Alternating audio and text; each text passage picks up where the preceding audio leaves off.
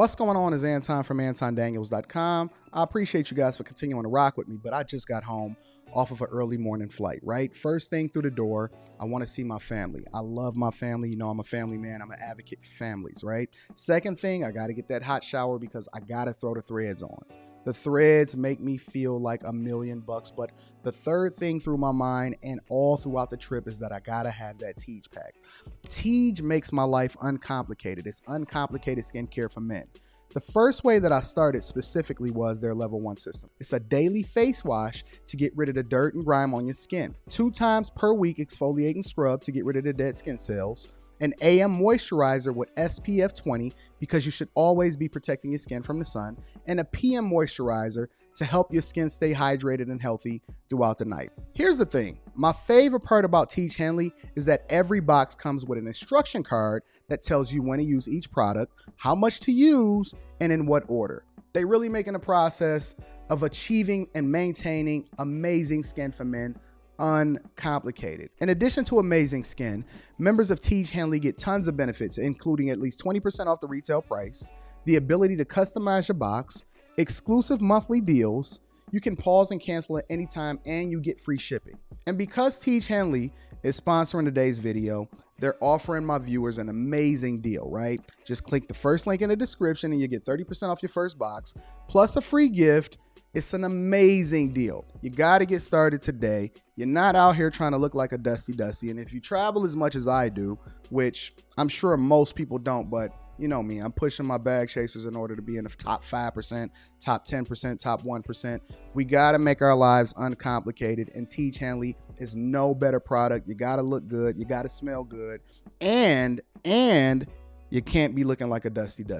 Make sure you get started today. Click the link in the description. Get that Tej pack. Feel the Tej, my friends. What's going on is Anton from AntonDaniels.com. I appreciate you guys for continuing to rock with me. Shout out to everybody in the chat that's getting to it. My friends, my people. Got some news, some updates. Definitely want to make sure I keep you guys in the loop of what's going on out here in these streets. It is Friday. Man, it's been a long week. It has been a long week. It is Friday. Friday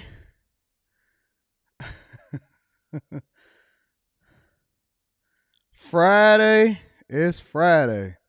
Somebody said Anton was throwing an absolute fit yesterday. Oh, that's the first time that you seen me go off? You must be new here. I will tell you that I've probably been a good boy. I've been a good boy for a long time now. What up? What's going on? Anton from AntonDaniels.com. Welcome to the Millionaire Morning Show. I am your host, Anton Daniels, and I am happy to be having a conversation with you guys today. Make sure you hit a like for the algorithm, subscribe to the channel, and turn on your notifications. It is Friday. And so on Friday, Anton likes to open up the show at the end of the show for you guys to express any disagreements that you may have with me. What up, T? What up? Any disagreements that you may have with me. You are more than welcome. If you disagree with anything that I've said financially, where I stand on certain issues, the fact that I told y'all couldn't speak Espanol inside of the chat, you will be able to call in or cam up, either or. You'll be able to do either or in order to make sure that you hold me accountable. It's Friday. We do this every Friday. This is not anything new. Also, I need you to understand the difference between throwing a fit and being passionate about my people. And shout out to Vanessa and feeling passionate about my people. Sam the guy said, don't feel bad for Keke. Still don't put your hand. Okay, well, we going to have that conversation today. Shout out to y'all. All right, let's get to it. First, let's go ahead and get the housekeeping out of the way. First and foremost, shout out to Tej Henley. 30% off your first order plus a free gift. That link is in the description. Make sure y'all tap into that Tej pack. Secondly, if you are not a bag chaser, if you are not a Patreon member, then you need to make sure that you tap into the Patreon. The link is in the description as well as pinned to the top of the chat. I appreciate you. Also, I got a Pistons game today. Hey, I got my Porsche back yesterday. Picked my Porsche up from the shop, so we portion it up. If you see me through the city, say what up, though. I seen somebody comment one time. They said, man, I seen Anton in his Porsche, and he looked at me, and he got as scared as a ghost. When? Did you see the car that was riding behind me, though?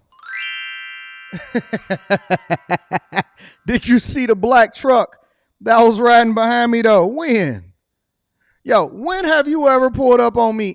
Anybody in the city, when has anybody ever pulled up on me at a stoplight and I was in my Porsche and I got scared? This is my city. Y'all be living in a dream world in your own mind. Y'all need to get out of them VR headsets, bro. Seriously. Y'all better stop playing video games. Y'all better stop imagining stuff. And boy, God bless you. God bless you. God bless you. If you see me next to you, make sure you look at the car behind me also, because it may not go the way that you thought it was going to go. Fear? I'm scared for you, not for me. Anyways, let me go ahead and get started with the show. Let me tap into a couple of super chats while we at it, and I want to acknowledge the Cash Apps. Tony Williams, my guy, said, Anton, we got an alderman coming on next week. Shout out to Tony Williams, says, blessings and grace. Give us another great show. Every day is a great show. Shout out to my dog, Tony Williams. Hey, before I read the super chats, let me also say that I was on the phone. I got a phone call yesterday.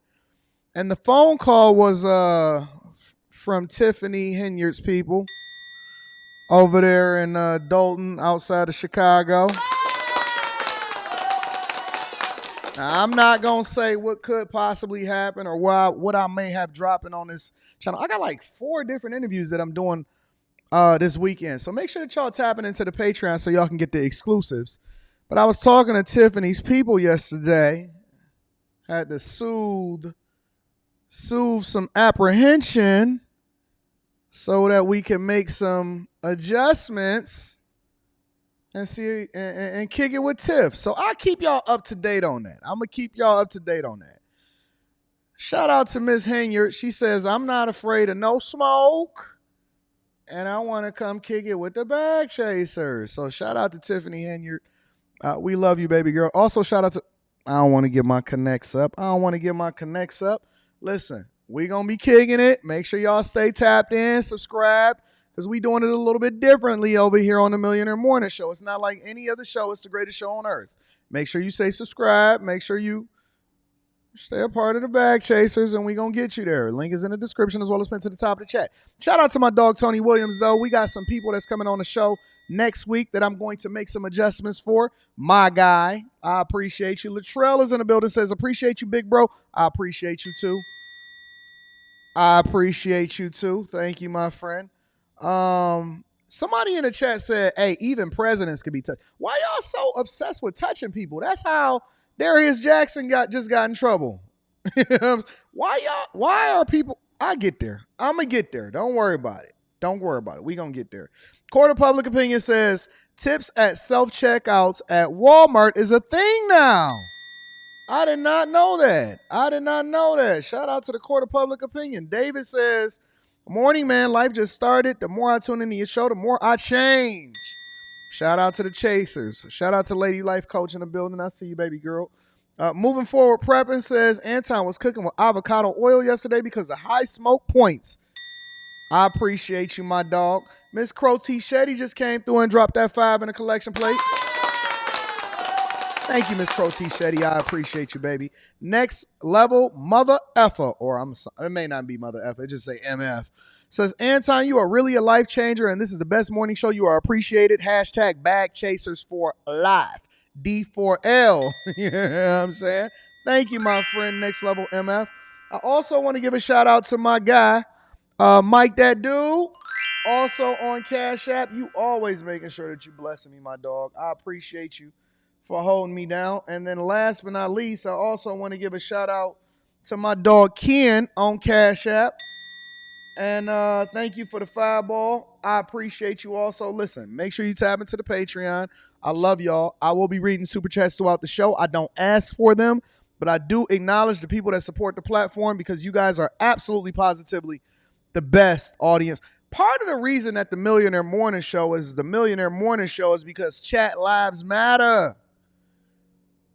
Chat lives matter. The reason why the Millionaire Morning Show is great is because half of this show is y'all. And I love to interact with y'all. That's why I'm so passionate. That's why I talk the way that I talk. That's why I entertain you guys the way that I entertain you guys. And I'm looking forward to it every single morning in addition to meeting up with you guys in person, the bag chasers. You know what I'm saying? I got to make sure y'all taken care of. Somebody in the chat says, Anton, why do you have security? Because I'm a high value man. You know what I'm saying? Because I'm that dude. Because I'm that guy. You got to move smart. Y'all all trying to keep it real. You can keep it real by yourself. You trying to keep it real. I got people that need me. You know what I'm saying?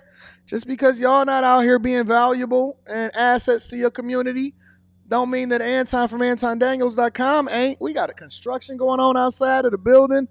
Jesus. Hopefully y'all don't see that or hear that. Anyways, let's continue on with the show. Let's go ahead and get to the quick hits. Quick hits is a segment of the show that we like to just break down really quickly. We don't want to do whole segments on it, but we definitely want to keep you guys up to date on what's going on out here in these streets. First and foremost, the dock worker. Y'all remember the Alabama brawl? Some people may not be familiar with the Alabama brawl. I'm going to bring y'all back up to speed. I personally, Anton, at that particular time, had a controversial take that a lot of people disagree with. So much so that some of your favorite rappers, legends, different people within the black community, they said, Anton, we don't like the take that you are on right now because you are not on code. And I didn't think it was that controversial, but apparently it upset some people. But my take on it was, I don't think that women under any circumstance should be jumping into a confrontation with men. Now, I know that there are some of you that actually still disagree with me on that, and you're more than welcome to be able to call up at the show towards the end of the show. But my stance on it has not changed. I, under no circumstance, want my woman, shout out to Taurus Morgan, I'm going to be reading that super chat shortly. Under no circumstance do I want my daughter, my woman, possibly getting hurt or injured as a result of jumping into a confrontation that is usually reserved for men. Even if another woman jumps in it, I don't want my girl sitting in that. Women are to be protected. They are never to be assets when it comes to war. They are never to be on the front lines. But I guess everything has changed. I could be off. I'm just a little bit more old school. But the dock worker that was a part of that Alabama brawl, you remember the guy that threw his hat up in the air and he said, it's on now. This is the mating call to get all of the people out here to be able to show up and show out and then to fight these people from this dock. An Alabama riverboat worker involved in this brawl that went viral on social media has been charged with assault. Damian Pickett, there in the white shirt and ball cap, faces misdemeanor charges for the fight in August in Montgomery. 5 other men were also charged in this fight, and it started over a dispute about a pontoon boat being in the riverboat's spot. So, the Alabama river dock worker, the guy, got charged. They waited to that. You're right. I've been in the chat. They said they waited till the attention. Dolomite said you waited till the attention died down. Charge, buddy, because they ain't want that backlash. But I'm gonna make sure I bring it back to the front of the congregation. Who was involved in a brawl that went viral on social media has now been charged with assault, according to the Montgomery Municipal Court records. Damian Pickett is due for arraignment on misdemeanor charges on November 21st. It is unclear if Pickett, who was formally charged on October 27th, has retained an attorney. Pickett was initially identified by the Montgomery police as a victim in an altercation that led to the massive brawl on August 5th at Riverboat or Riverfront Park in Montgomery, Alabama, which began over a dispute about a pontoon boat that was blocking a space designated for a riverboat. Now, shout out to Robert Brown. I'm going to be reading that super chat shortly. Here's my question, and I always bring this back around because I don't think that he should be charged. I think that he was assaulted. He was defending himself. Here's my question. Where are all of the people that were gung-ho about reporting the incident and made songs about it and they had something to say about it? Where are all these people now? Just a question.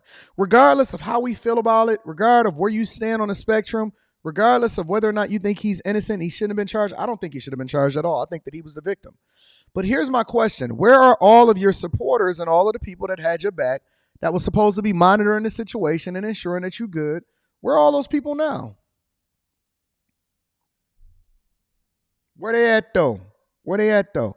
Where are all of the people that was holding you down and had your back, big dog? Where they at though? Where's all of these people that was in support of you and rah-rahing and all of that? They gonna put up for your GoFundMe? They gonna make sure that you're taken care of? They still got your back? Nowhere to be found. When y'all make decisions, and again, this has nothing to do with him. This is just a talking point. When you guys make decisions, whether it be on code or how you feel or the respect that you deserve or anything that happens in life, when you're ready to crash out, remember this. You are out here by yourself. You have no supporters. When the rubber meets the road, everybody is going to disappear and you're not going to have no supporters. Nobody, he been charged since October 27th. Nobody has mentioned it. Ain't nobody got no conversation about it. Ain't nobody checking on him. They don't even remember his name. You are all alone when you sitting in that jail cell, when you got to face some charges, when you got to go and get a lawyer, when you facing that misdemeanor, when you catching that felony, when life starts to hit you, nobody has your back. You are all alone on the dock by yourself. They made money off of you. They reported it as far as like on their channels and YouTube, and everybody got rich and everybody got paid, and you getting stuck with the charges and a lawyer bill as a result of it. You getting stuck with the charges, the lawyer bill, and a possible misdemeanor on your record, and everybody else got rich. They made songs. They got their Instagram and TikTok following up, and ain't nobody said nothing about it because it's not the hot story anymore.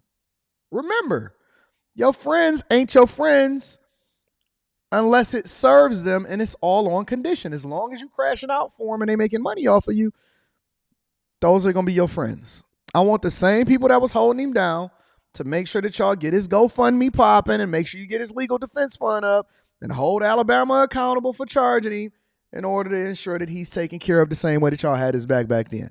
All right, let's continue to move on to UAW, ladies and gentlemen. It's being reported that UAW workers at GM's Flint plant and at multiple different plants across the nation are narrowly voting against the labor deal. Let me say that one more time. The people are saying no in a lot of these instances. The deal that Shawn Fain negotiated at a lot of plants, including GM's Flint plant, are voting against the labor deal. According to Reuters, the UAW members at General Motors Flint Assembly Plant in Michigan have narrowly voted against the proposed contract with the U.S. automaker. In a Facebook post on Thursday, UAW Local 598 said 51.8% of the votes cast were against the proposed deal. So Brandy says, wait, I thought they already settled this. Nope. So the union members or the president and the vice president and the negotiation team goes in and they negotiate against or for or on behalf of the union members against the CEOs and the negotiating team for the company, right? Once they bring that deal back to the union members have to ratify it. They have to vote of whether or not they agree with it. So it's a democratic process. It's a democracy. And so the union members then determine whether or not they agree with the deal that the president negotiated or not. And this is one of the reasons why Sean Fain is leveraging Facebook and YouTube and all of these platforms in order to stomp for, advocate for, and hopefully encourage people to accept the deal that they feel like they wringed out of the automakers. But even the UAW members are still saying, in a lot of these places, at a 51.8% clip, is saying they don't like the deal. GM said that they will not comment during the ratification process. Shares of the company fell about 1% in choppy morning trade to hit more than a 3-year low of $26.34 a share. The vote signals that approval of the deal, which is set to raise costs significantly for GM, is not guaranteed. Not guaranteed. Workers at the company's other plants are expected, hopefully, to vote in agreement to sway the entire membership the other way.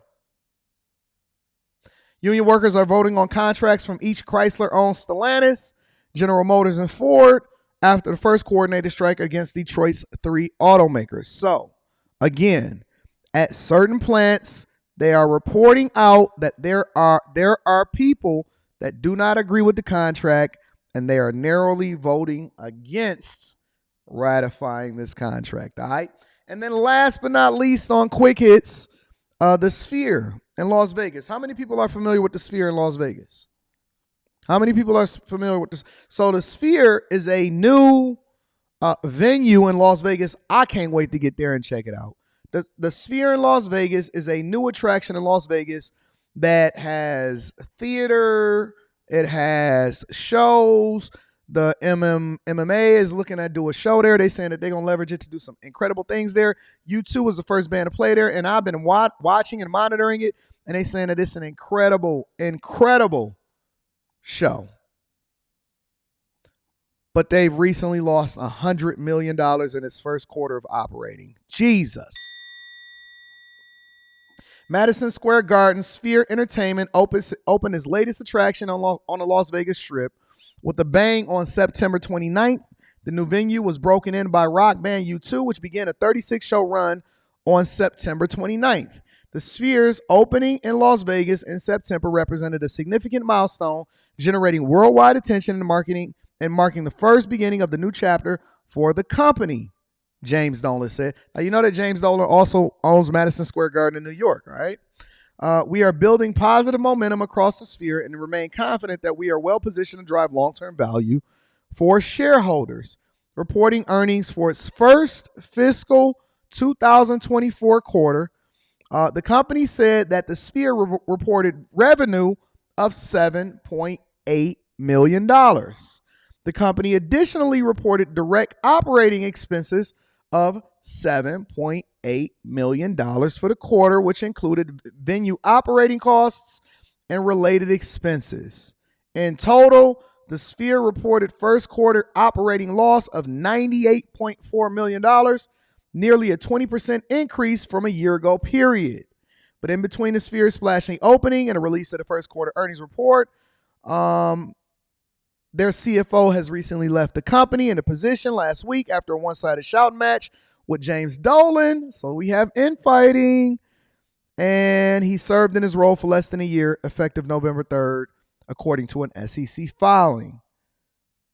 So the Sphere's first quarter earnings were $100 million in the negative.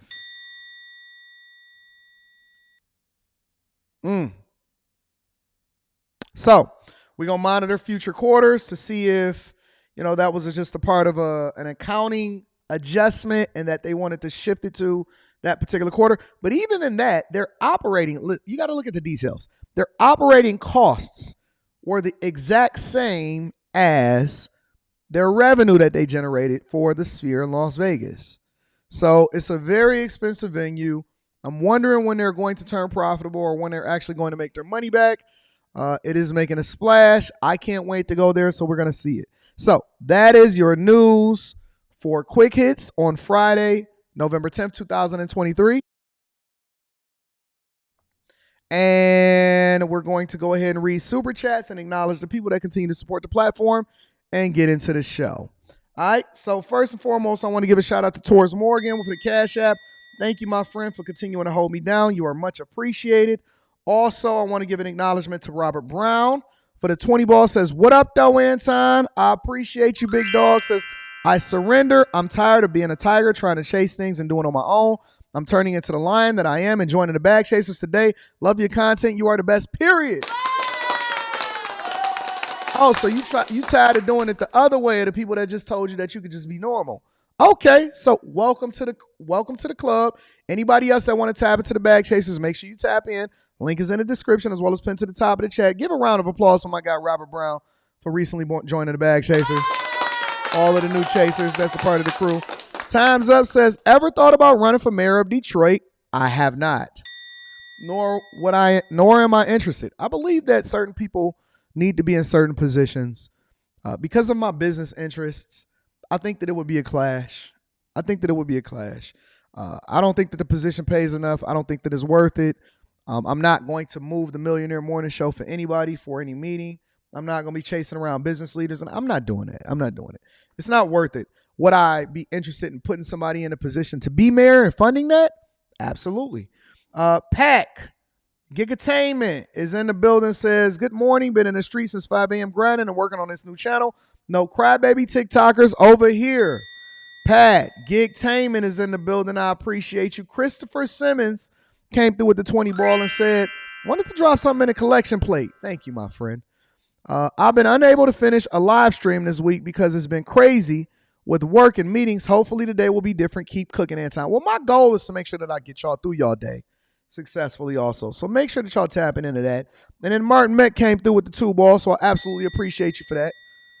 Absolutely appreciate you, Martin Meck. Thank you for holding me down. Let's get into the show. Nah, we don't want to go into that yet. Keke, do you love me? Ashton, link to the Discord is in the most recent posts. Just click the link in some of the most recent posts inside of the Patreon. The link is at the bottom of the description of the most recent posts. I'll put the link up specifically or separately inside of the Patreon just so you guys don't miss it. Keke, do you love me? Are you riding? Yo, Keke Palmer cannot stay out of the news. Keke Palmer can't stay out of the news. And I can't figure out why. I cannot figure out why Keke Palmer cannot stay out of the news. In this instance in particular, I do not plan to hold Keke Palmer accountable. I held Keke Palmer accountable for a lot of things this year. I'm hoping that 2023 we can completely ignore her. I had made a declaration that I wasn't even going to report on this chick anymore. The last time that she was going, I didn't even address the last news that she had got back with her baby daddy and all of this other type of stuff, right? But Keke is back in the news. So, according to court documents and different publications, shout out to David Williams. I'm definitely going to be reading that super chat shortly. She has filed a restraining order against her baby daddy, and then attached photos in the filing to justify the filing for the restraining order. Now, I will not be showing the photos, even though they've blacked out some of the stuff. I will not be showing the photos on this channel. But what I will be doing is playing her mother. This is her mother speaking on his brother. All right. Speaking on his brother and giving her thoughts about what is going on. Let's hear what she has to say. Look, I've never done anything like this. I've been in this business for 22 years. I've seen a lot of stuff, but this is I can't help myself. For Sharonis Jackson to post on his Twitter the ridiculous stuff that he's posting when he knew his brother was abusive. I went to Sharonis over a year ago and told him that his brother was abusive to my daughter. And he said, well, I used to be like that too. What? So now he's posting on Twitter like he's this special guy when we know he's the biggest fuckboy in Hollywood. He's disrespectful to women just like his little brother. He taught his brother how to be abusive. So he don't get to act like he's this special guy. No, you're a fuckboy and you're a part of the problem. So let's stop here for a second, guys. Let's pause. Let's take a breath. I know that we interneting and the internet like the internet, but let's take a pause and take a breath for 1 second, all right? Let's catch our breath. Let's make sure that we're operating in truth and that we don't want to jump to conclusions because this is a serious matter, right? And I want to give you guys my thoughts, and I want to be authentic about my thoughts. But first, let's just take a pause. Let's take a breath. Everybody is emotional. I know everybody want to jump out the window. Everybody got to take. Let's take our time on this. I want to give you my thoughts. I want to be authentic, and I will not be censored. All right. Number one, I'm an equal accountability smoke giver, meaning that I do not, under any circumstance, advocate for or believe that people need to be putting their hands on other people. Let me say it again and let me be absolutely clear. I don't care if you're a woman, a man, a child, an elderly person, unless you are disciplining your children. And I'm removing those people out of the equation because you know I believe in not sparing the rod, spoil the child. You know what I'm saying? We're going to remove that out of the equation. Under no circumstance. And Linda Duke said in the chat, did you see the still photos of Darius hitting Keke? I did see the still photos, but in a photo, you can't substantiate what is exactly happening, okay? So I'm going to speak on that also. But let me just give a blanket statement of where I stand about how people are treating people today. Do not put your hands on somebody else. Men should not put their hands on women. Women should not be putting their hands on men. Men should not be putting their hands on men. And women should not be putting their hands on women. I don't understand why people don't keep your hands to your mother effing self. Why is this such a difficult concept to grasp? Why can you not control yourself? And if you find yourself in a situation to where you believe that you are so angry to where you got to get physical with somebody, I'm not talking about defending yourself. I'm talking about initiating contact. I don't care what's said to you about your mama, about your daddy. I don't care if they called you out of your name, whatever it is. I know it's a lot of people that feel like they need to knuckle up if somebody disrespect them verbally or step on their shoes and all of that. Let me say this again. Stop putting your hands on other people. Why is that such a difficult concept to master? What is wrong with y'all? Keep your hands to yourself. And if you find yourself in a space to where you getting that mad, first of all, you got to go and you got some anger management issues that you need to solve for. That's number one. And number two, you don't need to be around people that's getting you that mad. You need to go ahead and dissolve that. That's not even a thing. If you get to the point to where you feel like you got to get physical with somebody, you need to go ahead and remove yourself completely from the situation. Because under no circumstance, and again, I'm not an advocate for a woman feeling like she can get away with putting her hands on a man.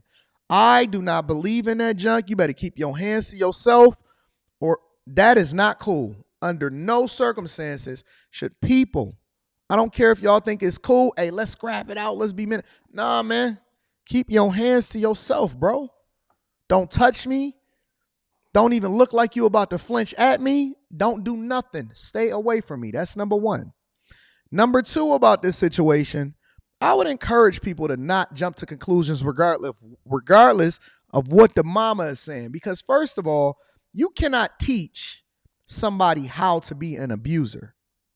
And this is why I take all things with a grain of salt. Now, I understand that she's passionate about what this man is being accused of from her daughter, but she's holding the brother accountable and saying that he's teaching his younger brother to be abusive. We have to be very careful about what we saying about people, because you cannot accuse somebody of something when you don't have any proof of it. We have to be very, very careful about it.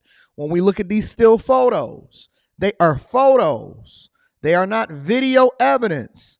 Although I disagree with what it is that I see on those still photos, you cannot be so quick to jump out the window and jump to conclusions, because we don't know the entire story of what was going on. Should people keep their hands to themselves? 100%, absolutely. But I'd encourage people to make an informed decision once the rest of the conversation is had and the rest of the evidence is presented, and then make an informed decision. Do not jump out the window. Do not jump off the bridge, and do not make an assumption about anything. I'm not saying that he's right. I'm not saying that he should do anything or he should even be in that position in the first place. But what I am saying is that I'm not willing to say anything about what it is that he did do until I know for sure that he did do it. A photo is not a video. You cannot use a still photo and then say conclusively that somebody did anything. You cannot do that. It looked egregious. I'm condemning the behavior, but I will not give an opinion on something that I do not know. I just have to give an assumption. It is 100% an assumption. And again, I stand on the fact that you need to keep your hands to yourself. My third thought about this thing. And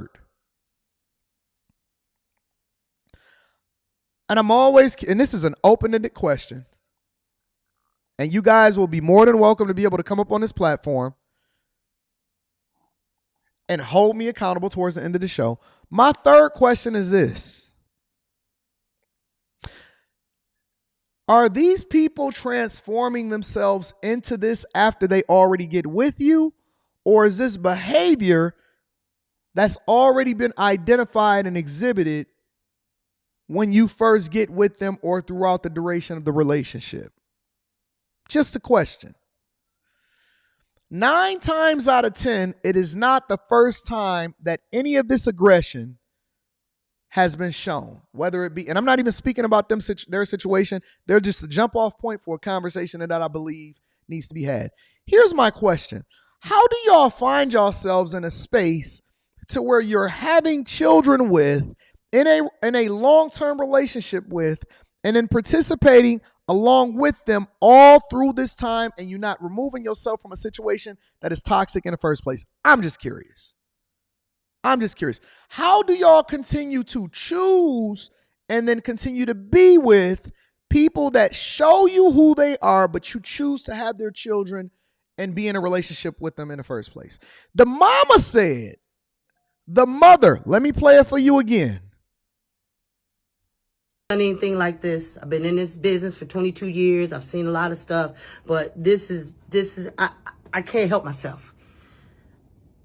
For Sharonis Jackson to post on his Twitter the ridiculous stuff that he's posted when he knew his brother was abusive.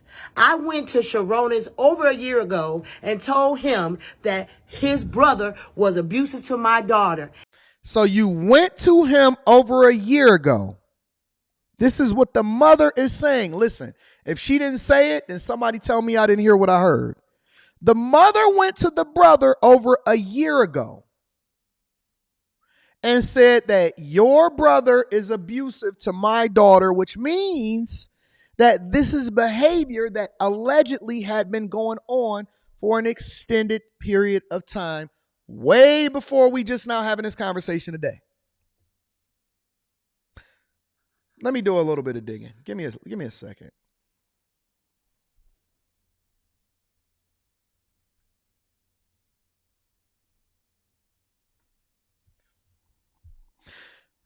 The child was born, allegedly, according to this.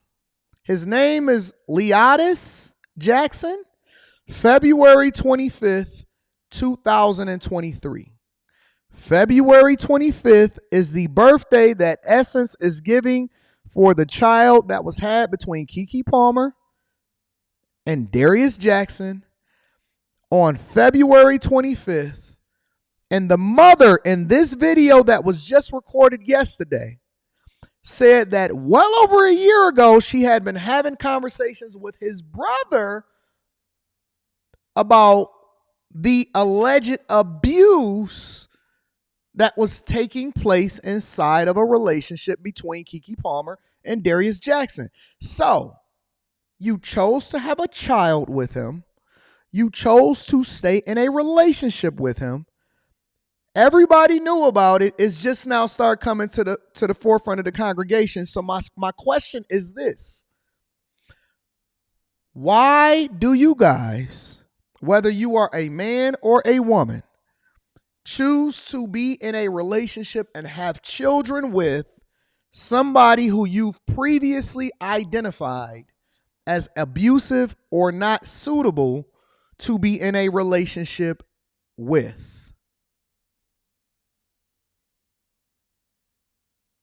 We're not victim blaming. I still stand on the fact that everybody needs to keep their hands to themselves. But if we putting together our context clues, how is it possible that you guys choose to have children with and be in a relationship with somebody who you've previously, before even having a child with, getting pregnant from, or jumping into a relationship with, has exhibited the same behavior that has not changed? I'm just curious.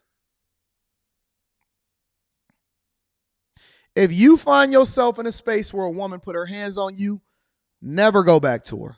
Cut her off. You shouldn't even be having a conversation about what your future is supposed to be like anyway. If you find yourself in a relationship with a man that exhibit this type of behavior, cut him off, ghost him,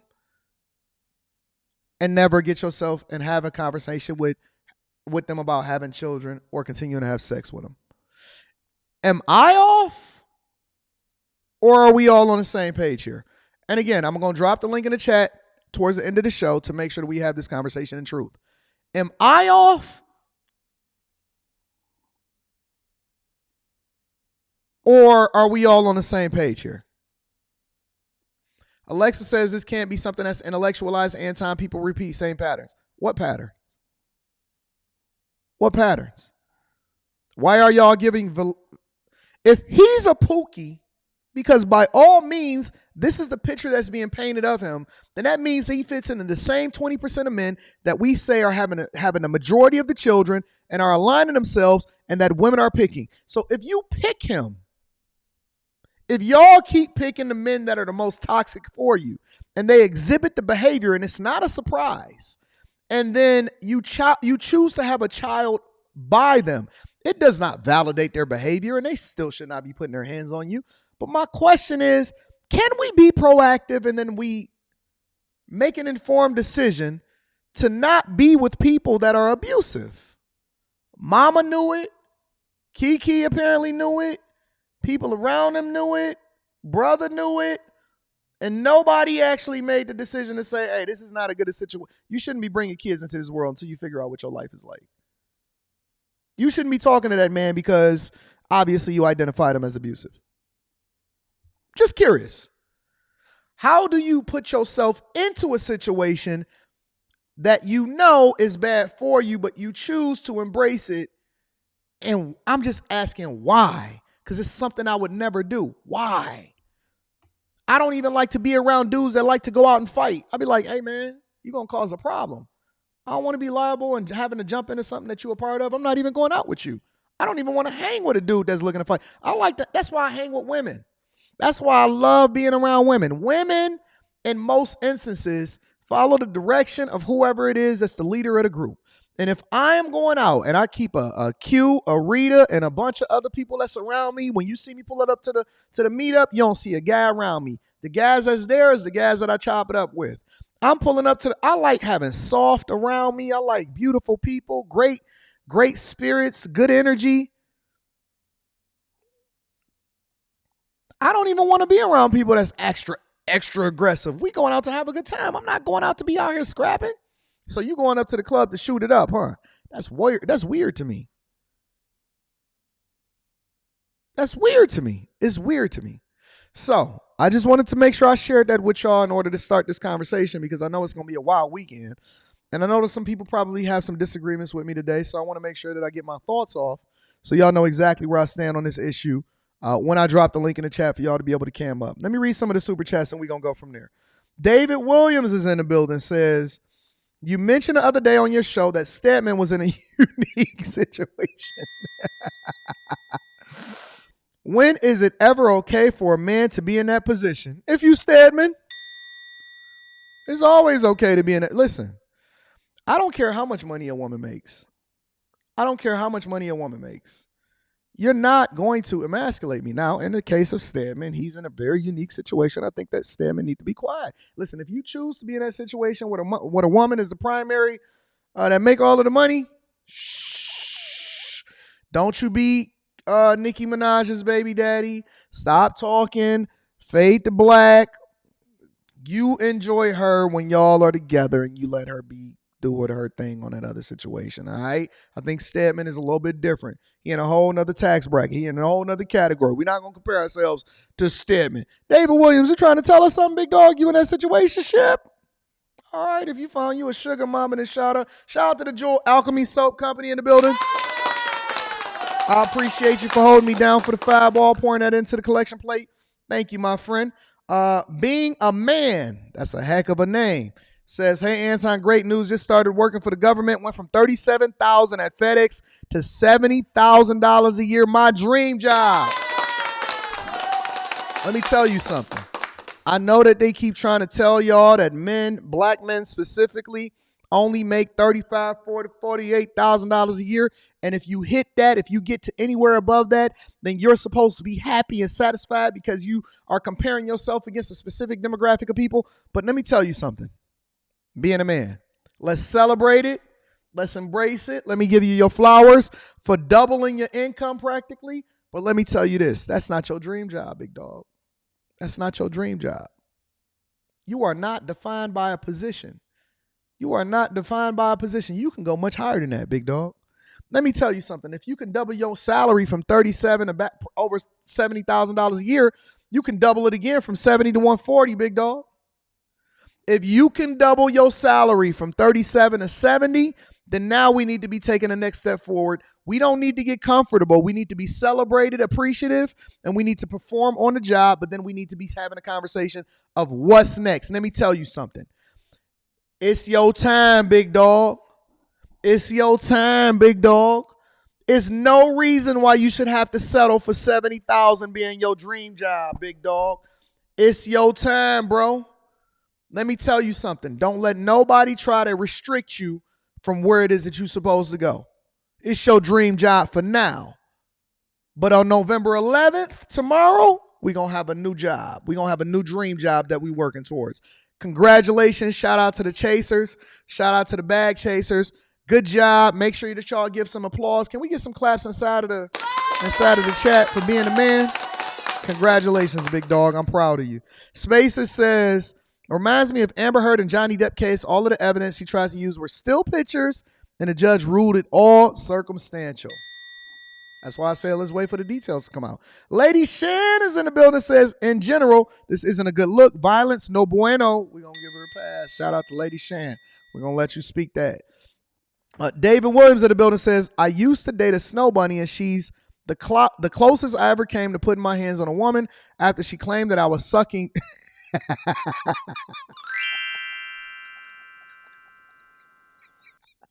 Hey, pause. Hold on, fam. Hold on. We're not just going to slide by that, David Williams. I'm appreciating you for continuing to contribute to the show. But we're not going to just skip past that. Hold on. Let me read this slowly. I used to date a snow bunny, and she's the closest I ever came to putting my hands on a woman after she claimed, pause, that I was sucking D. No, let me rephrase that. That you was sucking D on the weekend when you was really doing side work.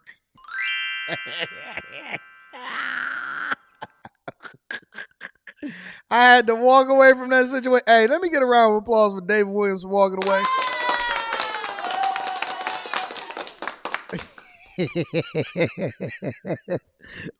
I got questions.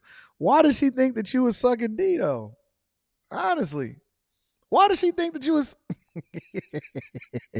Yo, David Williams, thank you for holding us down. Make sure you call in so you can give us a little bit of insight of what was going on with that snow bunny.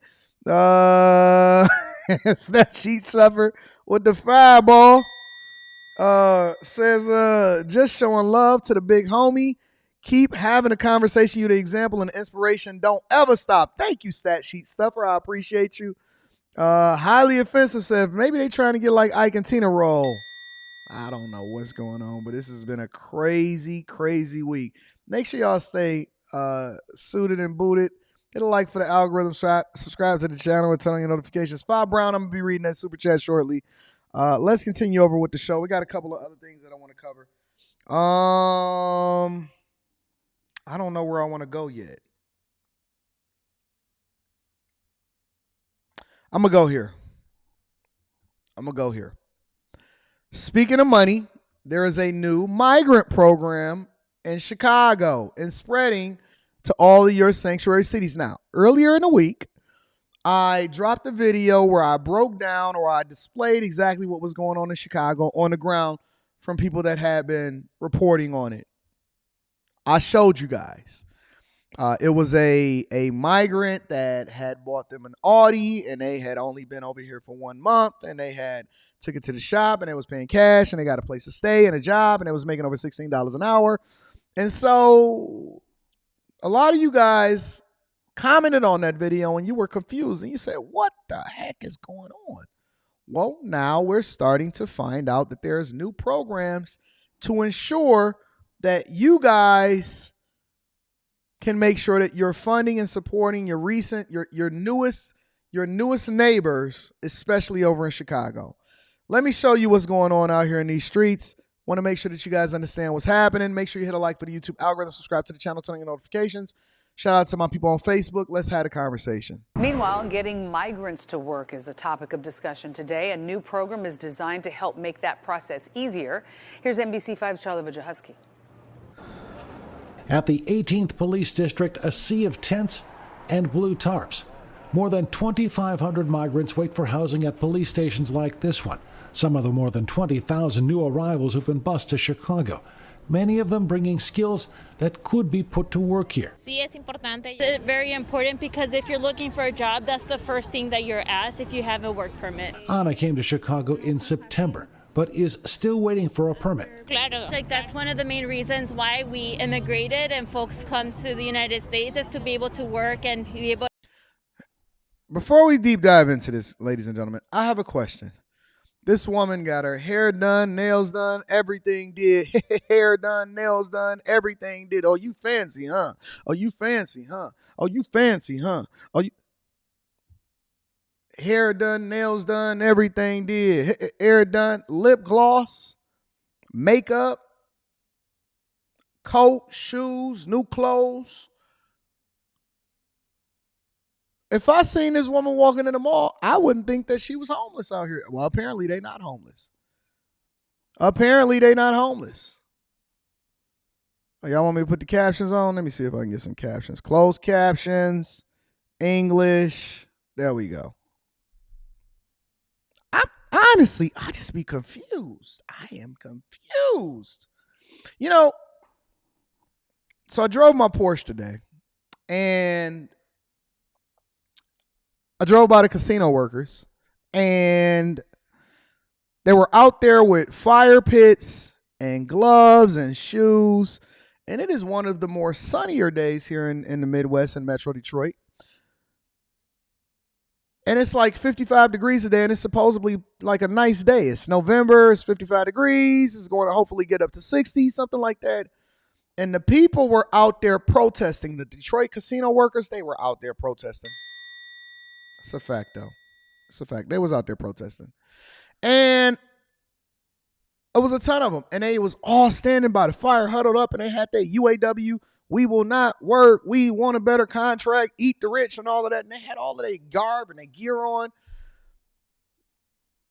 And so I had to drive over there to see what was happening. And, they was yelling with the bullhorn in my car. I can't believe you're driving into the casino.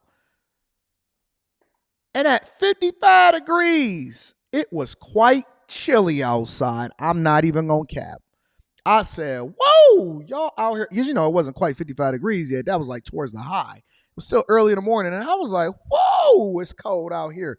Once that wind hit your face, that wind chill factor, and it wasn't no sun because it was coming in from the south.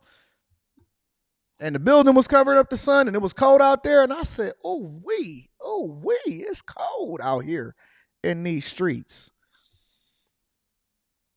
And I was like, man, that's tough. That's a tough no-go. Y'all are striking at the wrong time. Striking at the wrong time, baby girl. And I can't imagine going to a place and waiting for shelter in a tent in Chicago, the Windy City, or any other sanctuary city. They over there in Denver. I had a video that I didn't even show today. I said I was going to wait because I was doing a little bit more research and doing some journalistic things over there for Denver. So we going to bring Denver to the front of the congregation on Monday. But it is cold out there. Cold. Shout out to P. Shank. I'm going to read that super chat shortly. And these people are braving the winter winds in order to ensure that they get their money right. Wait till I get my money right. But they got a new work program for y'all. Claro. Like that's one of the main reasons why we immigrated and folks come to the United States is to be able to work and be able to have a job that offers them the support for their family. But starting this week, a new program and a series of workshops could help speed up the process of getting work permits for as many as 11,000 asylum seekers. At the workshops, they will be going through a legal screening, so attorneys will determine if the immigrant is eligible to apply, and if they are, then volunteers will help with the application itself. Work permits are extremely important for anyone who is looking for stability because it allows people to work legally and earn good income. While the program will help new arrivals, it will do little for the 180,000 estimated undocumented people here in Chicago, still waiting for work permits. For security reasons, the locations of the workshops are not being made public. Migrants will be notified and then transported to them. It would be a really great help because it would offer a faster process. On the near north side, Charlie Wojciechowski, NBC 5 News. So here's my question, though. So now all of these work permits is coming into place, and all of these skills and these workers and construction and factory jobs and all of this stuff. Question, where are they going to work at? And when they are working, who are they going to compete against? Where are they going to work at and who are they going to compete against is my question. As we start to do these workshops and we're starting to evaluate what their skill set is, and we see that they are now starting to build all of these tent cities and houses and things like that. Again, my question is, where are they going to work at? And who are they going to compete against? In one live stream, somebody said that on the news, these are your future leaders. I quote, these are your future leaders. So if they are over here, and they are no longer illegal, but they are going to be asylum seekers that are now converted over into citizens or have work visas or work permits and all of that stuff, because there are some that already have them. And now there's more that are going to be getting them. And all of this is just happening under our nose. There are no announcements from your federal government. There are no conversations that's being had as far as how this process is working and how many and who, what, when, where, why, and how. And there's no data that goes along with to say where these people are working at, how are they getting mail, addresses, W-2s, pay taxes, none of that stuff. The only thing that we hear is what's happening on the ground, and then we got to do a little bit of digging and deep diving ourselves in order to understand what's going on. I have so many questions, but I'm encouraging you guys to make sure that you subscribe or hit a like or whatever it is that you need to do in order to make sure that you're informed, because starting next week, the goal of the show is to evolve, and I'm going to be interviewing and having people that are of significance, that are holding positions of power, to speak to specifically some of the issues that we see happening within our community. So the Millionaire Morning Show will be evolving, and we're going to be asking the tough questions from the people that we are holding accountable. Now, let me be very, very clear. We're asking questions because we want to be informed, okay? And instead of us assuming, we're just going to go straight to the source. So any of you legislators, any of you politicians, all of these people that we're bringing to the front of the congregation, we're going to give you an opportunity to express your thoughts, bring it to the forefront before I have to come and ask you myself. See, I don't want to have to chase you down, because if I have to chase you down, it's going to be a difficult do. If I got to figure it out and put together my context clues, I'm going to lean to my own understanding, and who knows? All I can do is go by the information that's presented to me. But if you guys want to tell your story and express to the people of a growing show, exactly, yes, I have talked to people on Tiffany Henyard's team. I was talking to them last night. We going to figure it out. We going to see what happens. I'm going to keep you guys informed of what's going on, and we're going to play it by ear, okay? So shout out to the mayor of Dalton. We're going to get there. We're going to get there. But all you got to do is just have a conversation with Anton from AntonDaniels.com. I'm not going to bite you.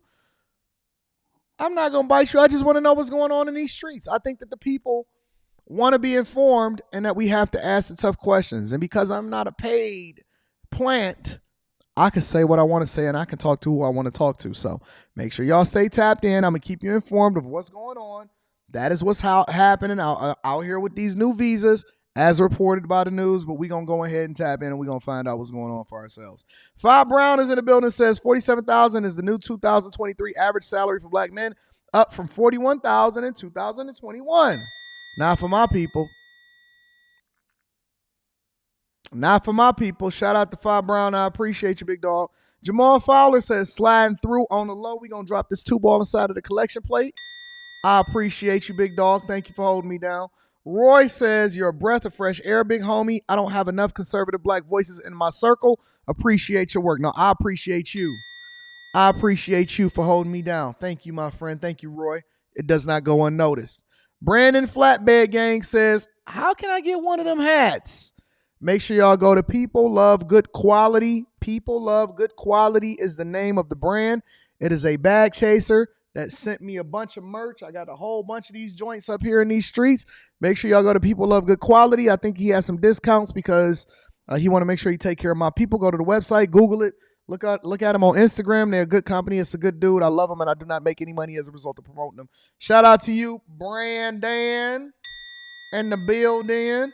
P. Shank says, what up, Mr. Daniels? Enjoy your weekend. I'm definitely going to be working this weekend. The Glue Guy says, Anton, the carjacking victim, on the videos you showed, car was found. A woman had the car, was arrested and charged with only trespassing.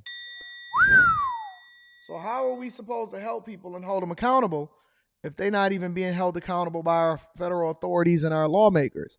Tommy Lofton says, I got this fireball for you, big dog. Thank you for holding me down. Thank you, Tommy. I appreciate you.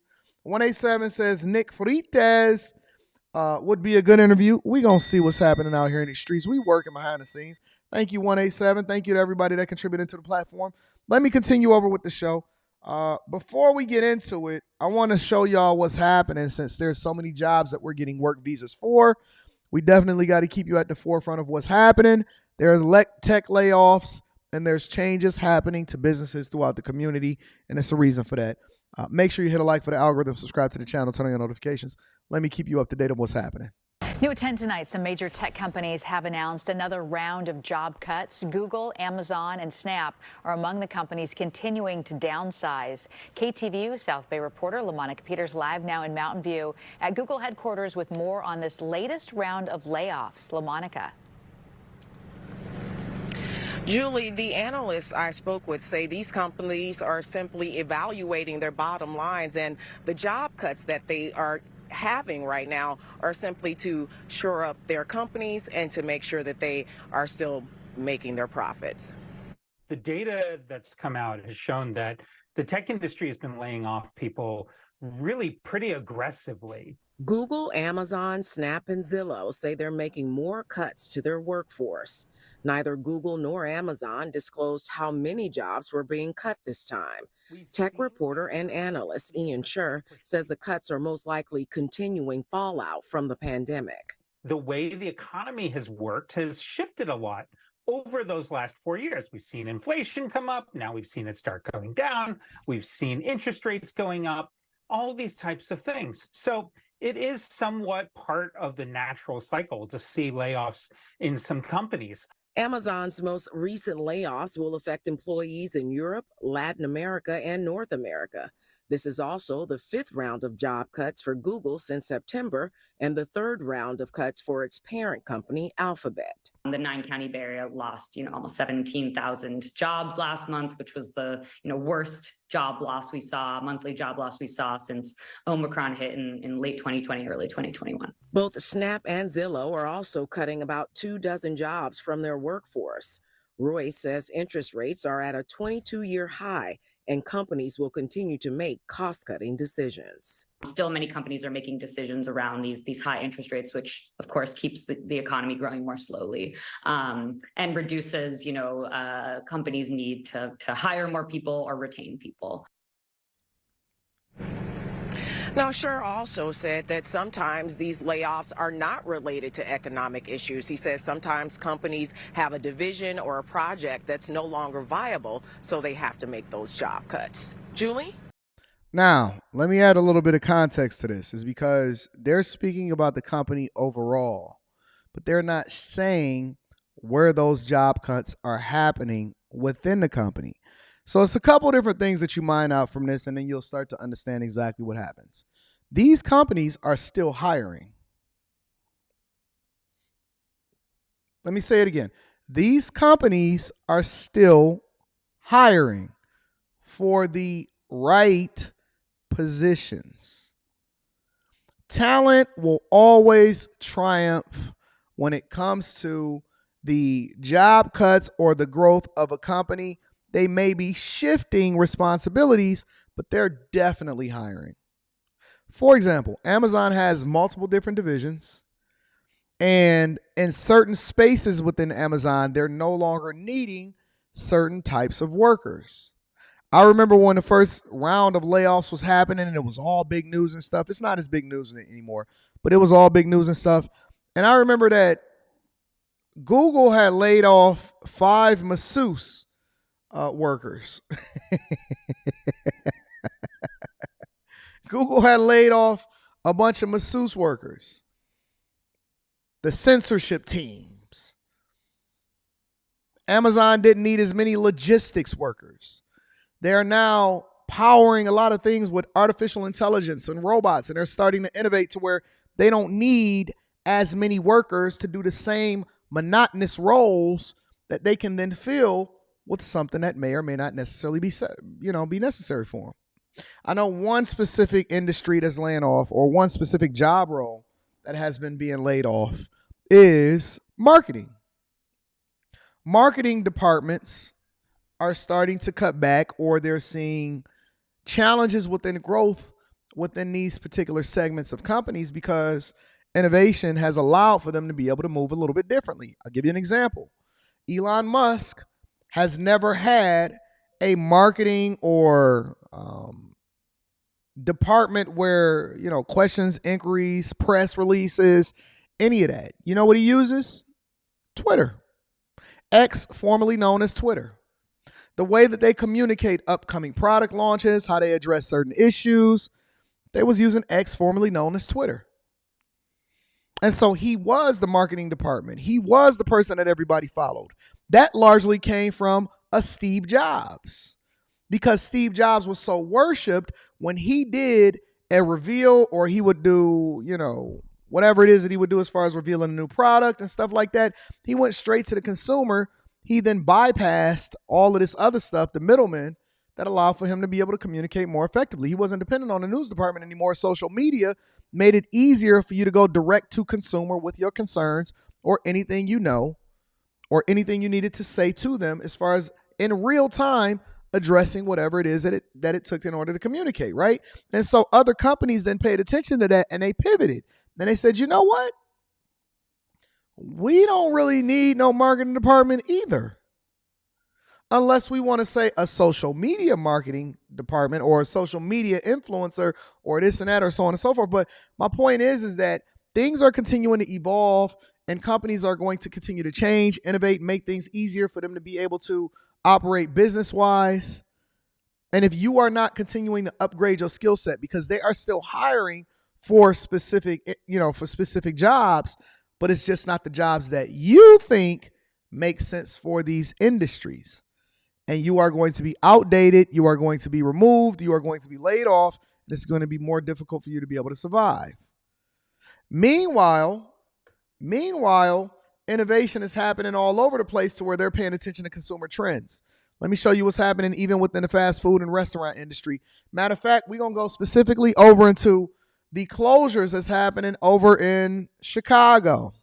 Since the peak of COVID, we've been tracking stores and restaurants closing on Michigan Avenue. New at 10, a new Mag Mile closure, a restaurant popular for locals and tourists alike. Our Maribel Gonzalez is live at the Grand Lux Cafe. Reading super chat shortly. Yeah, Joe and Erica, after 21 years of operating here along the Mag Mile, this multi-story restaurant is saying goodbye and joining the other iconic spots here who have also closed their doors in the past year. The news upsetting to many. I'm really disappointed. I'm a little shocked. Upset diners leaving the Grand Lux Cafe, but it's not because of the food. I didn't realize this was my last meal here. Rather, because they're learning their tasty spot on East Ontario Street and Michigan Avenue is closing for good. Disappointed that it's going to close. Thursday, the company said its last day open would be December 24th, adding that they've enjoyed being a part of the downtown Chicago community and hope their guests will continue to dine with them at their other restaurants in the area. My fiance is actually upstairs, so she'll be disappointed when I go back and tell her we may not be back, or we got to hurry up and return. The news of this closure coming just weeks after the famed signature room at the John Hancock also closed for good. The iconic spot just steps away from the Mag Mile. Retail vacancy is now at around 30%. The Magnificent Mile retail vacancy is now at above 30%. Wow. That's almost 1/3 of every single business that used to be on the Magnificent Mile, which was a tourist attraction and destination, is now closed.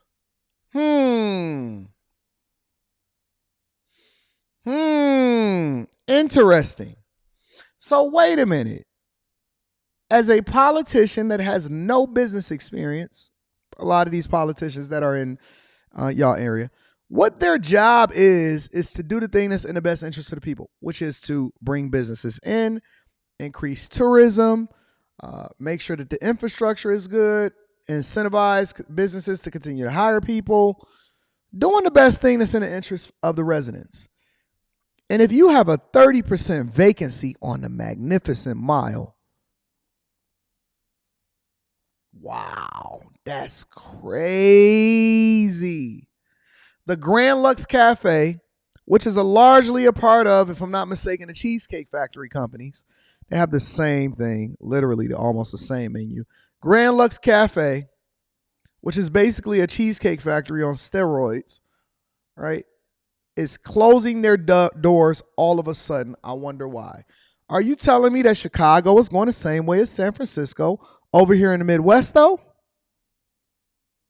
Chicago is going the same way as San Francisco, except for over here in the Midwest, though? Wow. Say it ain't so. Say that Anton did not predict this. You cannot have crime running rampant, migrants sitting inside of the airport, migrants all over in tent cities. The code, you already got the code against you.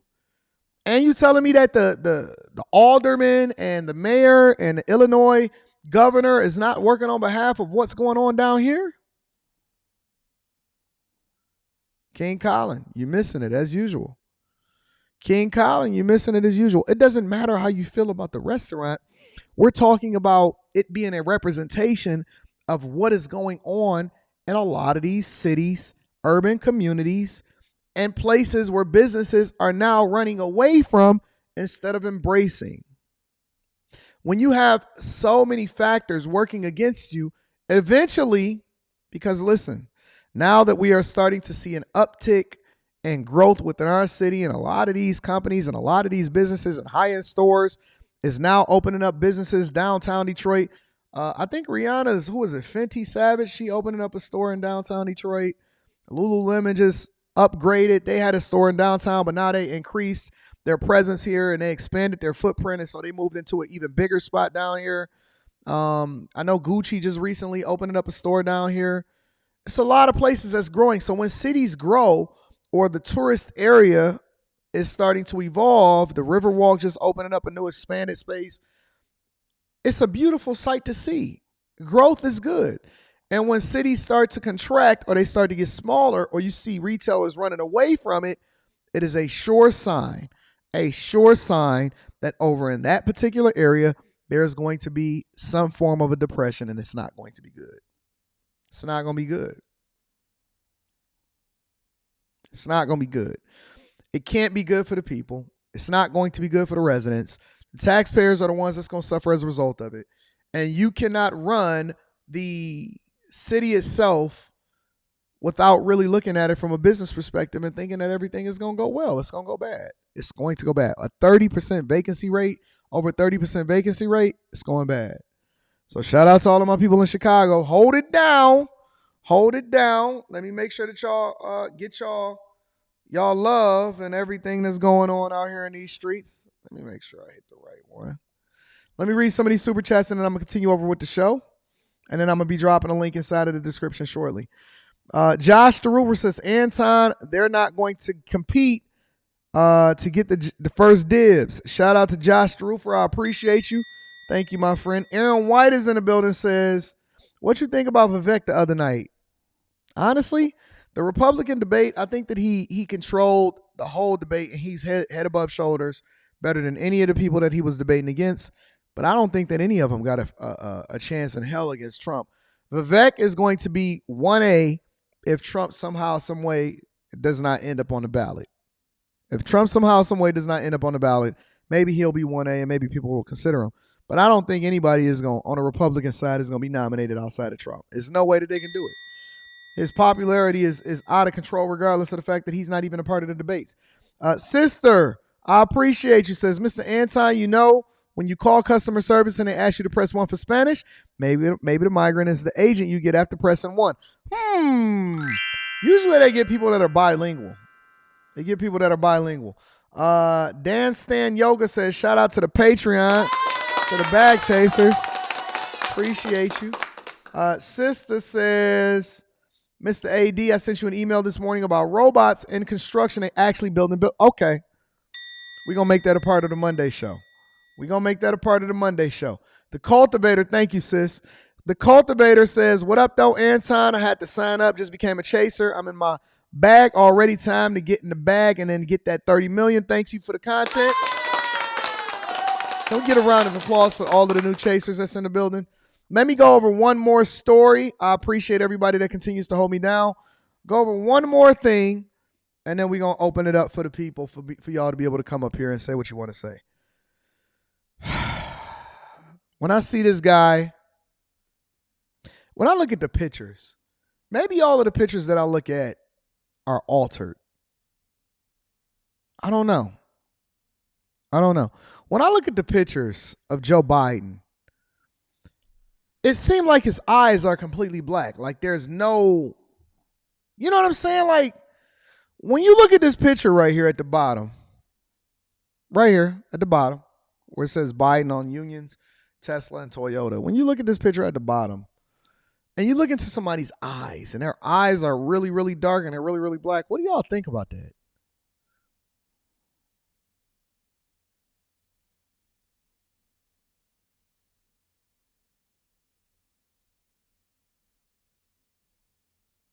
What do y'all think about that?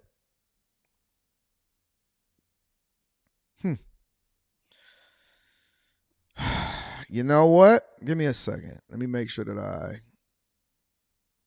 I'm not really interested in hearing some stuff. Dell, we gonna punish you today. You gonna have to start coming with some better. Hey, somebody time out Dell. Dell has never said anything positive, but he's always in the chat. We don't want to ban him.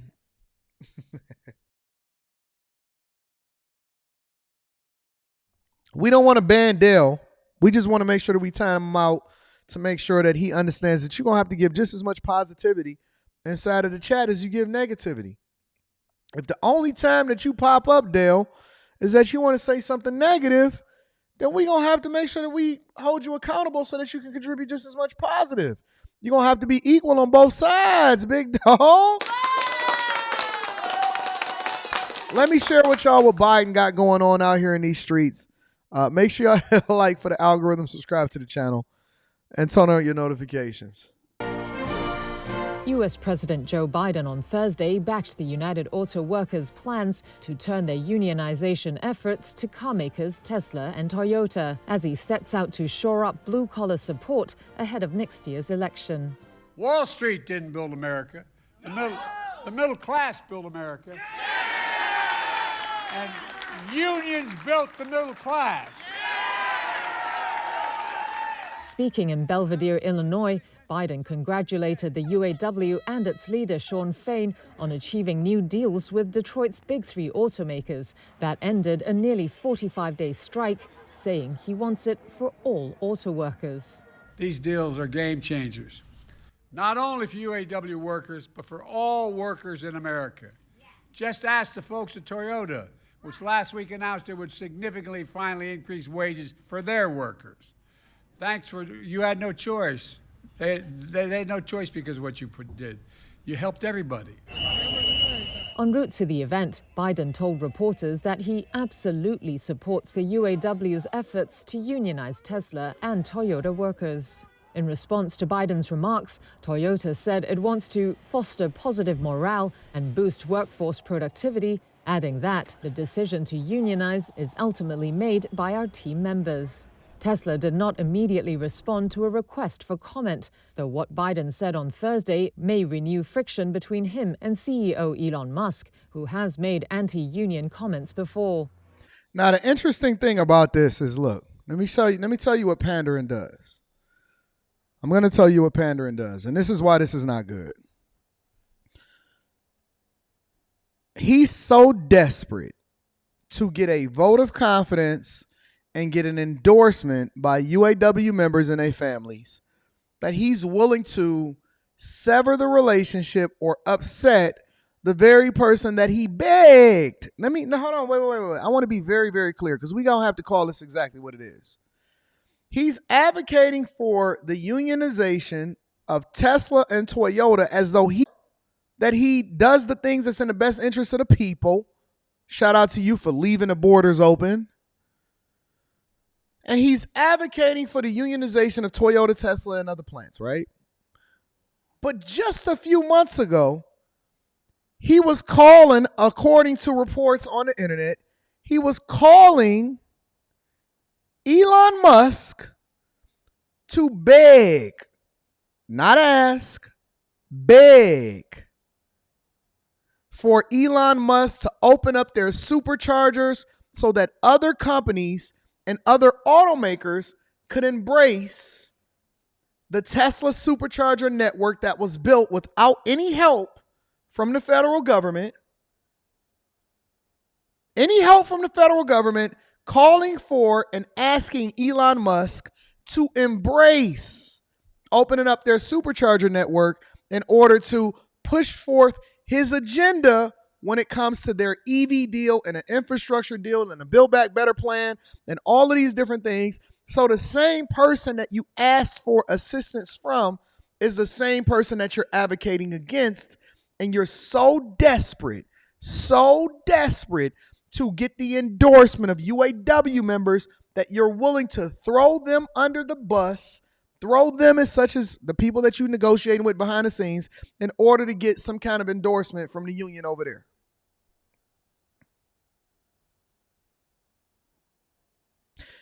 I have no problem with any one particular stance that somebody takes.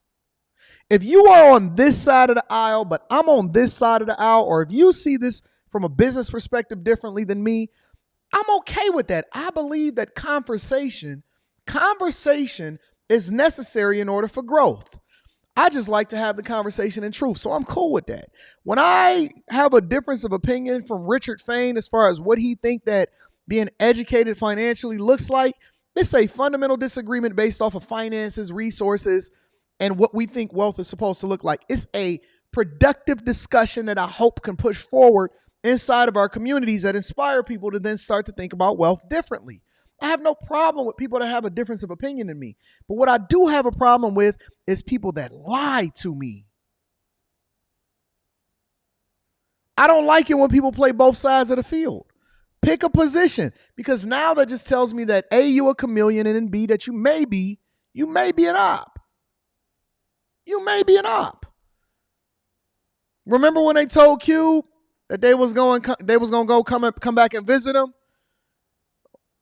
on his brand new deal that he was proposing during the election cycle? And they said, yeah, we going to visit. We going to have this conversation after we win the election. And they never said nothing. They never said nothing. They never revisited it. They never even mentioned it again, but we was just supposed to forget about it. And if it's not for people, because people have such short memories, that's why they keep making all of these social media networks to give y'all smaller clips and smaller clips and smaller clips. Y'all don't remember all of the atrocities that happen against you every single day. And when you forget, you tend to make the same mistake more than once. This guy is so desperate that he's willing to throw the very ones that he asked for help from under the bus in order to make sure that he gets the endorsement that they don't even really care about giving him an endorsement about of the UAW so that he can remain in office. Now tell me that's a person that's telling y'all the truth and is working on your behalf and working on your best interests. Meanwhile, Biden also made sure to remind the auto workers of his long history supporting unions and pointed out how Republican presidential frontrunner Donald Trump visited a non-union factory in Michigan in September during the massive UAW strike. The UAW has yet to endorse Biden, unlike most other labor organizations, although labor leaders and Democratic officials say that endorsement is expected after the union's members approve their tentative contract deals with the Big Three. The agreements dramatically raise salaries for auto workers and restricts use of lower-paid temporary workers. Now, on the other end of the spectrum, while he's over here petitioning for that, both Democrats and Republicans are, what are they doing? About to face another government shutdown. Let me just play the video. I'm going to give you all my thoughts. I'm about to drop the link inside of the chat for y'all. Well, the U.S. is just about 1 week away from a potential government shutdown. But a plan to avert this costly closure of federal agencies still eludes lawmakers. Speaker Mike Johnson says House Republicans want to keep the lights on in Washington, but the newly elected House leader has yet to announce a plan to accomplish this. The shutdown deadline is just 8 days away now. A full or even a partial closure could cost the U.S. economy billions of dollars. CBS News congressional correspondent Nicole Killian joins us now from Capitol Hill. Hey there, Nicole. So when should we actually expect Speaker Johnson to unveil a plan to keep the government open? I mean, look, that's the big question here on Capitol Hill. The speaker said earlier this week that he would do it soon, but as we know, time is of essence, particularly as we get close to that week deadline to the funding. The government, of course, funding due to expire November 17th, which is just 1 week and 1 day away from today. Republicans continue to talk about several different approaches, including a temporary stopgap measure that could include some additional provisions added onto it that might extend funding through January. And then there's this idea of what's called a laddered CR, where House Republicans are discussing a more staggered approach to extend funding for certain appropriations bills on an individualized basis. I asked Minority Leader Hakeem Jeffries about that. Here's his response. Most members of the House Republican Conference have no idea what a laddered CR means, what it represents, or how it would possibly be implemented, let alone the American people.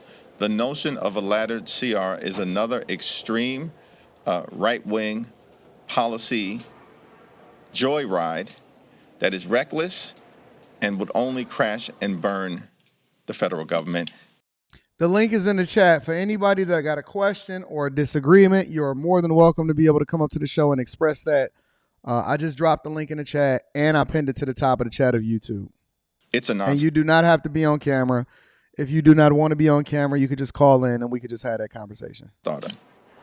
So the minority leader has made clear that Democrats, for the most part, are only going to support a clean temporary stopgap measure with no strings attached, to maintain the status quo for a certain period of time. That is something that he says Democrats would support. We do know over in the Senate that Majority Leader Chuck Schumer is trying to tee up a temporary short-term funding bill protectively to try to get the ball moving on this side of the Capitol.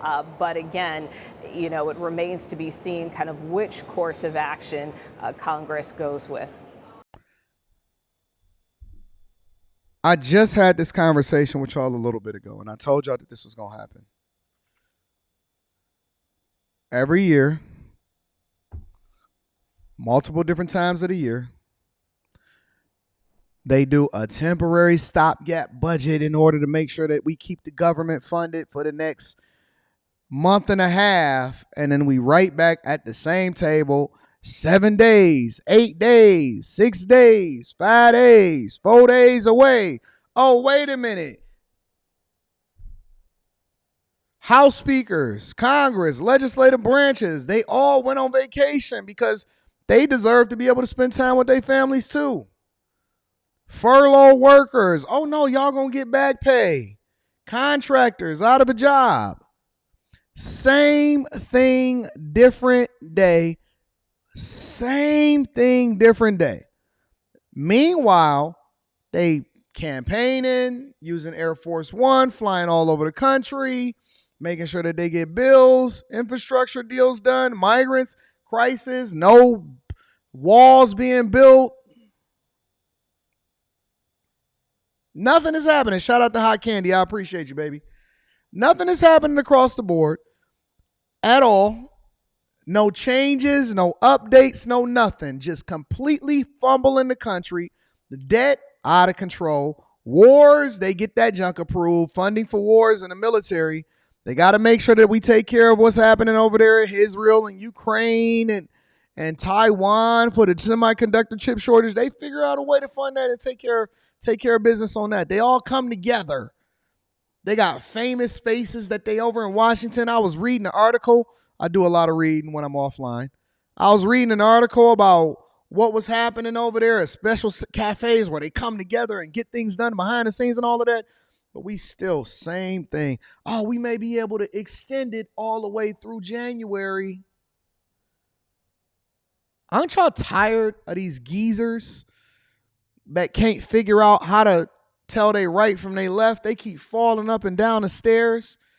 We don't even know if they real people. Y'all need to go and watch The Manchurian Candidate, because I'm starting to think that this can't be real. This cannot be real. We cannot have some of the smartest, wisest, graduated from the best universities in the world making such bad decisions on a regular basis. No way that this is real. Impossible. Absolutely, positively impossible. No way that this is real. I just can't believe it. It just doesn't seem like it's something real. Like, aren't y'all tired of the same thing over and over again for them to give you the same pitches? Hey, we're for the union. We're for or against abortion rights. Make sure that we get our diversity, equity, and inclusion. More families need more money. Inflation is too high. I'm blaming it on Congress. I'm blaming it on the president. So nobody can figure out what's going on. And everybody is pivoting, but everybody's still getting their paychecks. And all of your Congress members and House of Representatives eventually get rich.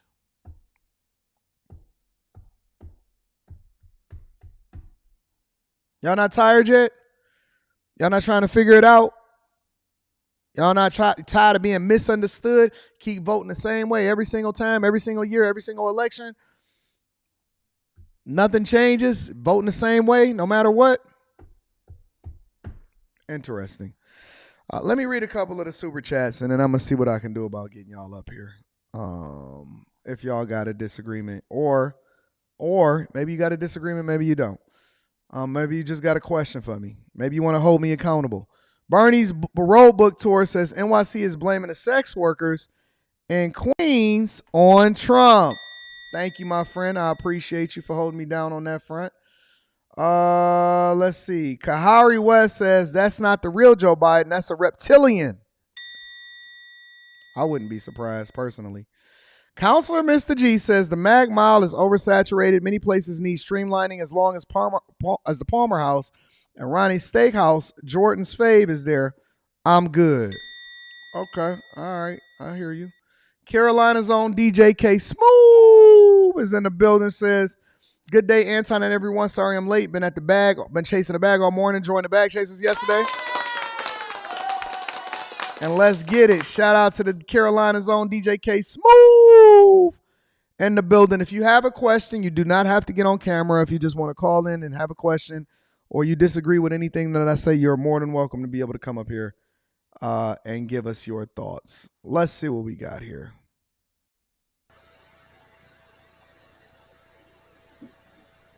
Mr. G. Salute, bro. Can you hear me? I can hear you. What's going on? How you doing, man? Thanks for having me back on your platform. I'm chilling. What's going on, big dog? Oh, man, it's all good. Yeah, I'm not going to hold you. I just had to make some clarifications. And by the way, shout out to True to Yourself. I'm just messing with you. You know, I'm not mad at you or nothing. I'm just pulling your chain. So I think that's Chat Lives Matters. You saying Chat Lives Matter? Yeah. Y'all having disagreements in the chat today? Yeah, no, she, I think it's a she. She thinks I'm mad at her, but I'm just pulling her chain. But anyway, so wait a minute. Are you apologizing because it's a girl? Because you think it's a girl? Or are you apologizing? Even if it's a guy, I'm just letting them know we all good. I'm just messing with you. What makes you think it's a girl? I don't know. I mean, like I said, I don't know the gender, but I just know they always shout me out when I donate. And then I was just pulling their chain saying, "Oh, you get your hater ready," because I know they say some little slick stuff when I come on. So I'm just kind of messing with them, but it's all good. I'm not mad at them. Okay, but anyway, bro, Lex, I see you down there, so I got you coming up next. Go ahead, Mr. G. Yeah. Okay, so it's a guy. So he says he's not a woman. All right, cool. Oh, I don't know what's going on, but go ahead. No, okay. No, but yeah, I just wanted to make a clarification from the last time I was here, because I was talking to you about preparing for things to come. And I understood your point when you were saying that you don't like to do things that are under duress. However, I think you may have misconstrued what I was saying, because my thing is just to kind of watch as things happen, maybe on the global stage, and just positioning yourself to make sure that you're prepared.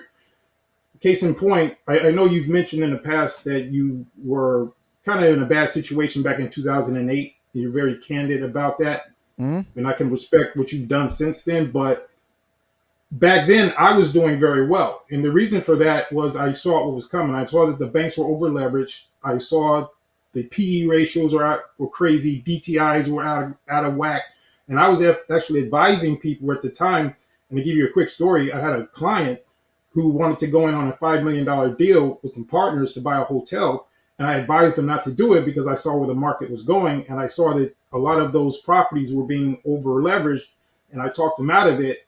And, I saved him $500,000 because he wanted me to help him secure the deal. And I would have got a bag for it, but I wanted to do what was best for my client. And I told him not to, right? And that was around late 2007, early 2008. And so he came back to me with tears in his eyes, just thanking me for not going through with the deal, because shortly after that, when the market collapsed, you know how I was in 2008, he would have lost $500,000. So I say that to say that I'm exactly. So I say that to say that, not to be, doing things in duress, but to just kind of look at the fig leaves and project what's going to happen and just position yourself to where you're good in spite of what everybody else might be doing. Because like I said, I did very well back then. I was doing some of my best deals because I was positioning myself to take advantage of other people's stupidity, because I knew it was going to happen. I was traveling, I was making money, and a lot of people, such as yourself, which isn't uncommon, got kind of caught up in that whole thing. But because I knew that it was unsustainable, I positioned myself and I helped other people during that time. So I just wanted to make sure that we were clear that I wasn't talking about doing things in duress, but just kind of mitigating problems. So, you felt the need to come and clarify.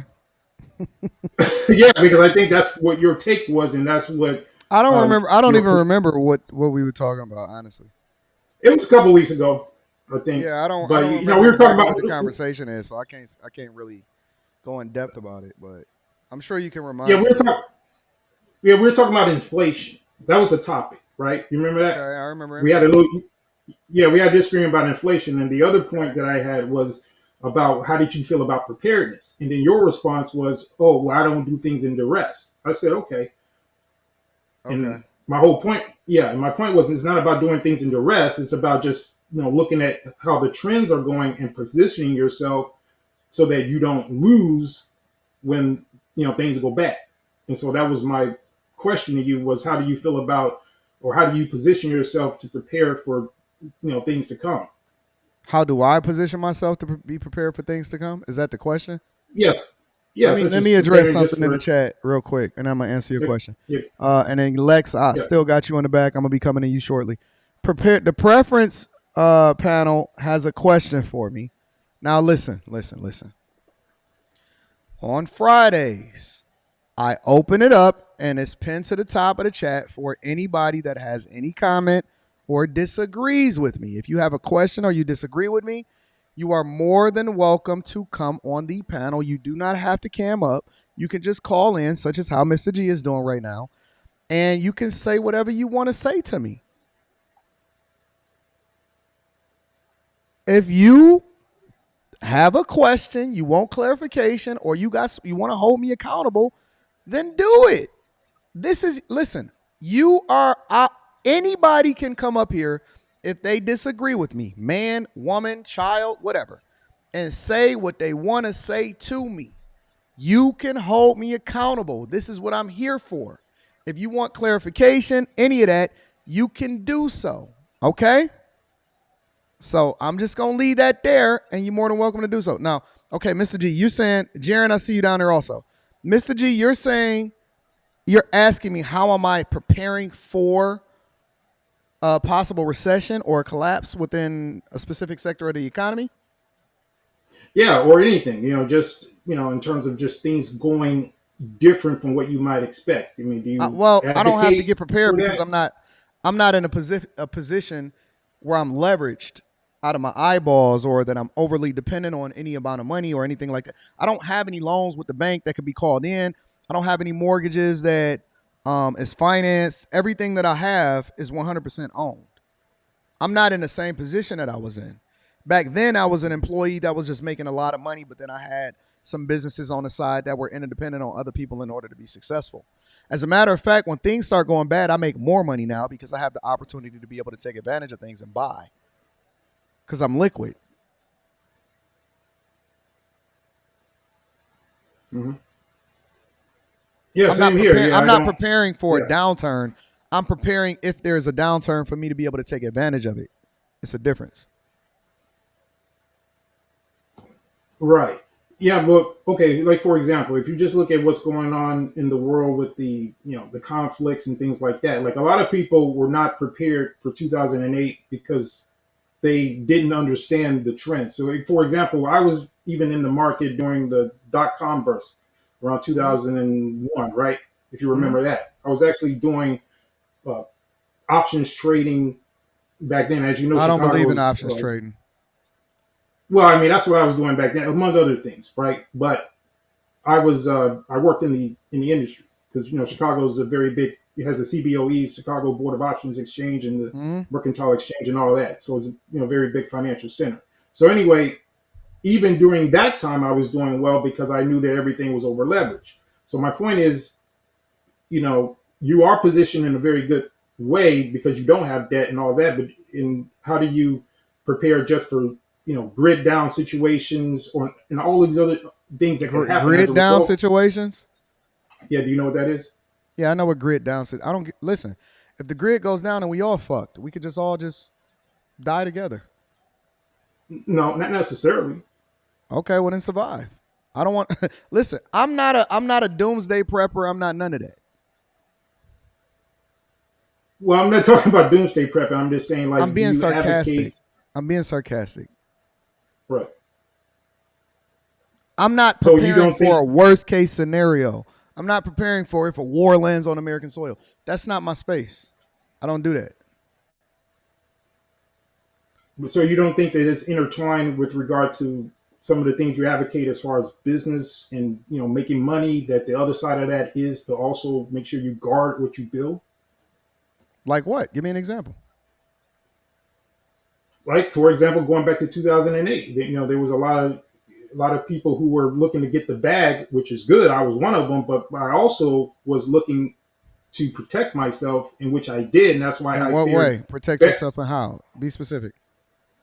Well, what I did was I made sure that I deleveraged myself. A lot of the debts or things that I had, I cleared them out. Well, I don't have any debt though. Hold on one second. Yeah, exactly. Yeah, I commend you for that. Hello. Hey, what's going on, my friend? Hey, we're just pulling up over here at this tree. I'm gonna take a picture of it just to make sure it's the right one and everything. It's the right one, I believe. It's the only tree on this vacant lot in between these 2 yards. So. Yep, that's it. That's it. Okay. We're gonna get her done. All right. Can I give you a call when we get finished, or? Yeah, you can give me a call when you get finished. If you can send me a picture. Yeah, just send me a picture just to double check. So you guys are chopping the tree down on that particular space right now? Right. Yeah, we're getting ready to. All right, because we should. 147 and 157. It looks like. Yeah, I believe so. Because we should be breaking ground on that property soon. Okay. I'm gonna send you a quick picture here.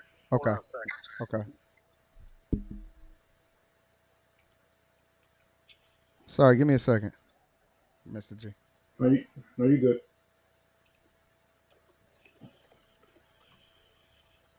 It's like one huge big tree. Yeah, that's it. I just sent the picture. It should be there in a second. But yeah, it's the only tree out right by the sidewalk, kind of by the one house, a little bit closer, but not in the middle, but it's right here. Yep, that's it. We've been using this lot for parking lot and stuff. Yep, that's it. Yep, that's it. You can cut that one down. We'll get her out, grind the stump. We'll get her done today, and I'll give you a shout. Okay, thank you, my friend. All right, you got it. Thank you. All right, bye.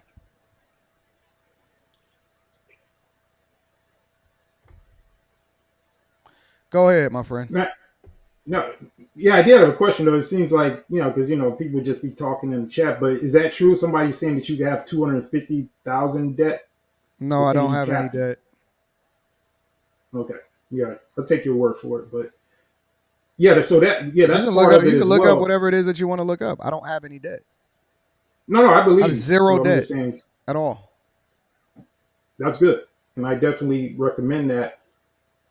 But that's kind of tying into what my point is in terms of just making sure that regardless as to what happens, that you're prepared. It's not about doing it under duress.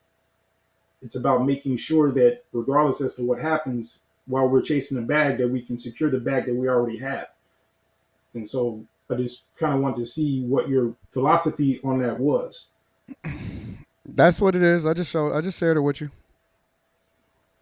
Okay. But it seems like you still kind of look at it as something that is kind of doing it in fear. I'm not. What in fear? Doing what in fear? You know, being prepared. What do you mean? There's nothing to prepare for. What is there to prepare? What am I preparing for? Well, I mean, prepare for things to happen like they did in 2008. I'm in a much stronger position. I don't have a regular situation the same way. I'm not dependent on an employer in order for me to survive. I have an incredible amount of assets. I don't have any mortgages. I don't have anything like that. What do I need to prepare for? Why do you want me to prepare more? Okay, well, let's take it away from you then. Let's say you're good. What do you advocate for your followers who may not be as fortunate as you? How do you think they should fare or prepare themselves? Let's just move the ball away from I don't think that they should be preparing themselves for a downturn. I think that everybody needs to be living their life based off of the same principles and philosophy that I live my life based off of. That's completely removing the fact that you become interdependent on the job in order to be able to survive. That's number one. Number two, to remove all of the debts. Don't be having student loan debts. Don't have credit card debts. Don't have all of that other type of stuff that's holding you down. Lower your lifestyle in order to be able to survive regardless of what the situation is so that you don't become interdependent on a job in order to do so. And then be in a position of power, meaning that you have assets and you have liquidity in order to be able to buy things at discounts when other people are suffering as a result of it. It's not a hard thing.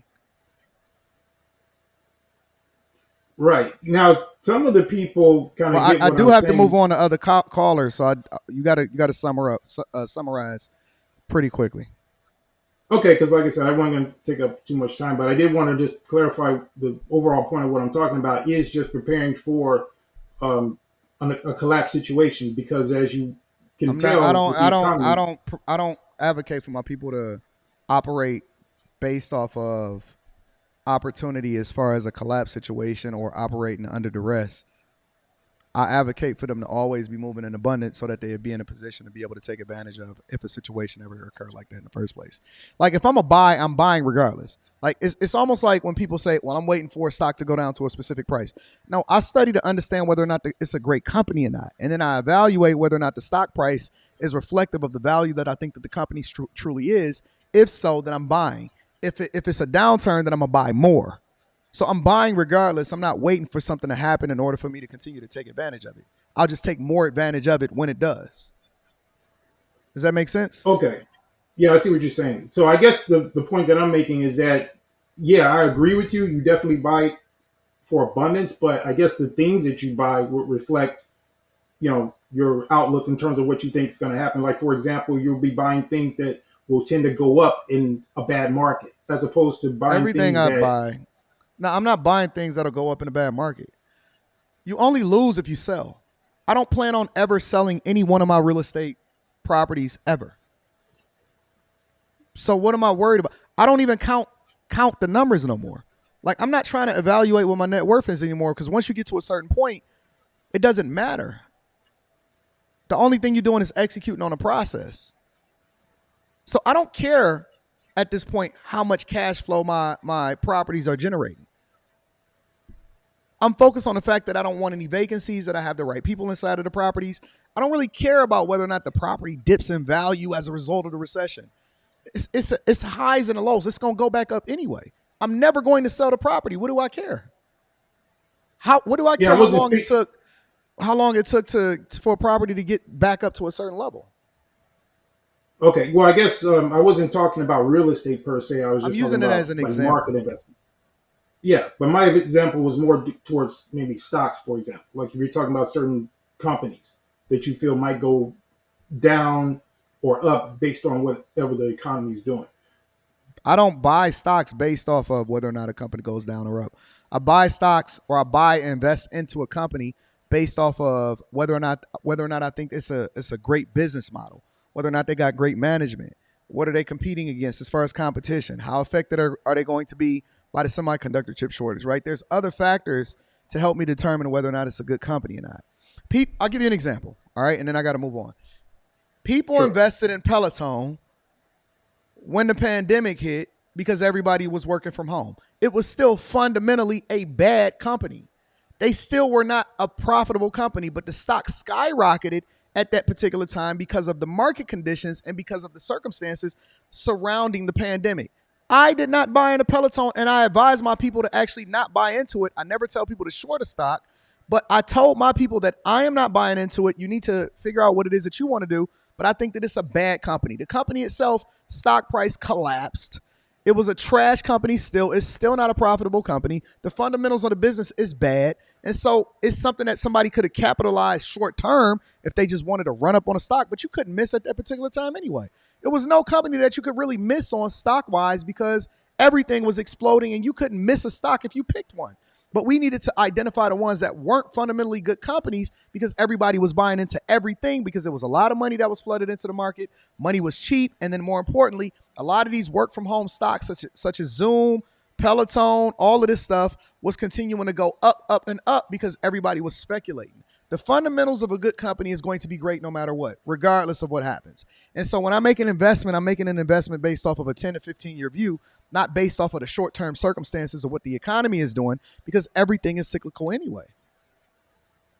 Mm-hmm. You see what I'm saying? I'm not preparing to take advantage of a downturn in the same way that everybody else does. Got you. Yeah, let me just wrap this up with and then this. I gotta go. I gotta move over to the next person. Sure. One more thing. Just when it comes to commodities, I guess is what I'm leaning toward in terms of like, do you think oil, gold, things like that are a good investment? Because I feel like those are the things, those defensive type things are what invest in you gold. need to look at as well. Okay. Or it doesn't do anything. Commodities at all, right? It doesn't do anything. Well, that's the point, though. I don't invest in that. That's not my. I don't invest in gold. That's not my business philosophy. I don't invest in stuff based off of it just standing there. I actually need it to be doing something. It has to be a productive company that actually builds something. I don't invest in gold. A gold is just a hedge against inflation. That's all it is. Well, let me ask you, what do you feel about I have to move on to the next person. Okay, well, yeah, we can end the call then, but it's cool. All right, my friend. Thank you, Mr. G. All right, well, yeah, thanks for having me again, bro. All right, bet. We're going to move over into Lex. Hold on, give me a second. What up, Lex? What's up, Anton? How are you? Can you hear me? I can hear you good. What's going on? Good. I'm good, bro. Nice to meet you. This is Black Silver Chair in the chat. It's me. I'm sorry, this is who? Say it again. Black Silver Chair in the chat. What up, Black Silver Chair? I'm good, bro. How are you doing? I'm chilling, trying to figure it out. What's going on?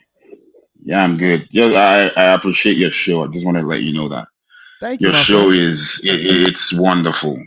You're the same age as me, so I can relate with a lot of things that you talk about. You understand? Now, I just want to address two things that I saw in the last 1 week. Okay. Last Friday, you had a chat with a guy, almost 1 hour chat. Mm. He said something to you. He said that, Anton, you're too arrogant. You understand? Mm. You need to, like, when did you lose touch with the people? You know, he said that. And then you addressed him. Now, the next thing I want to address is, yes, that said, hold on 1 second, big dog. There was this YouTuber. Hold on 1 second, bro. What's up, baby girl? Okay. Hello. Hey, what's happening? Huh? Are we filming tomorrow? Probably. What you sound like that for? Where you at? I'm at the bodega. Oh, okay. You here in the city, right? Yeah. Okay. Right now, I don't look cute. I can't film right now. I bet. Yeah, we can probably film tomorrow. Not probably. What? Like for sure. What time you want to come to the studio?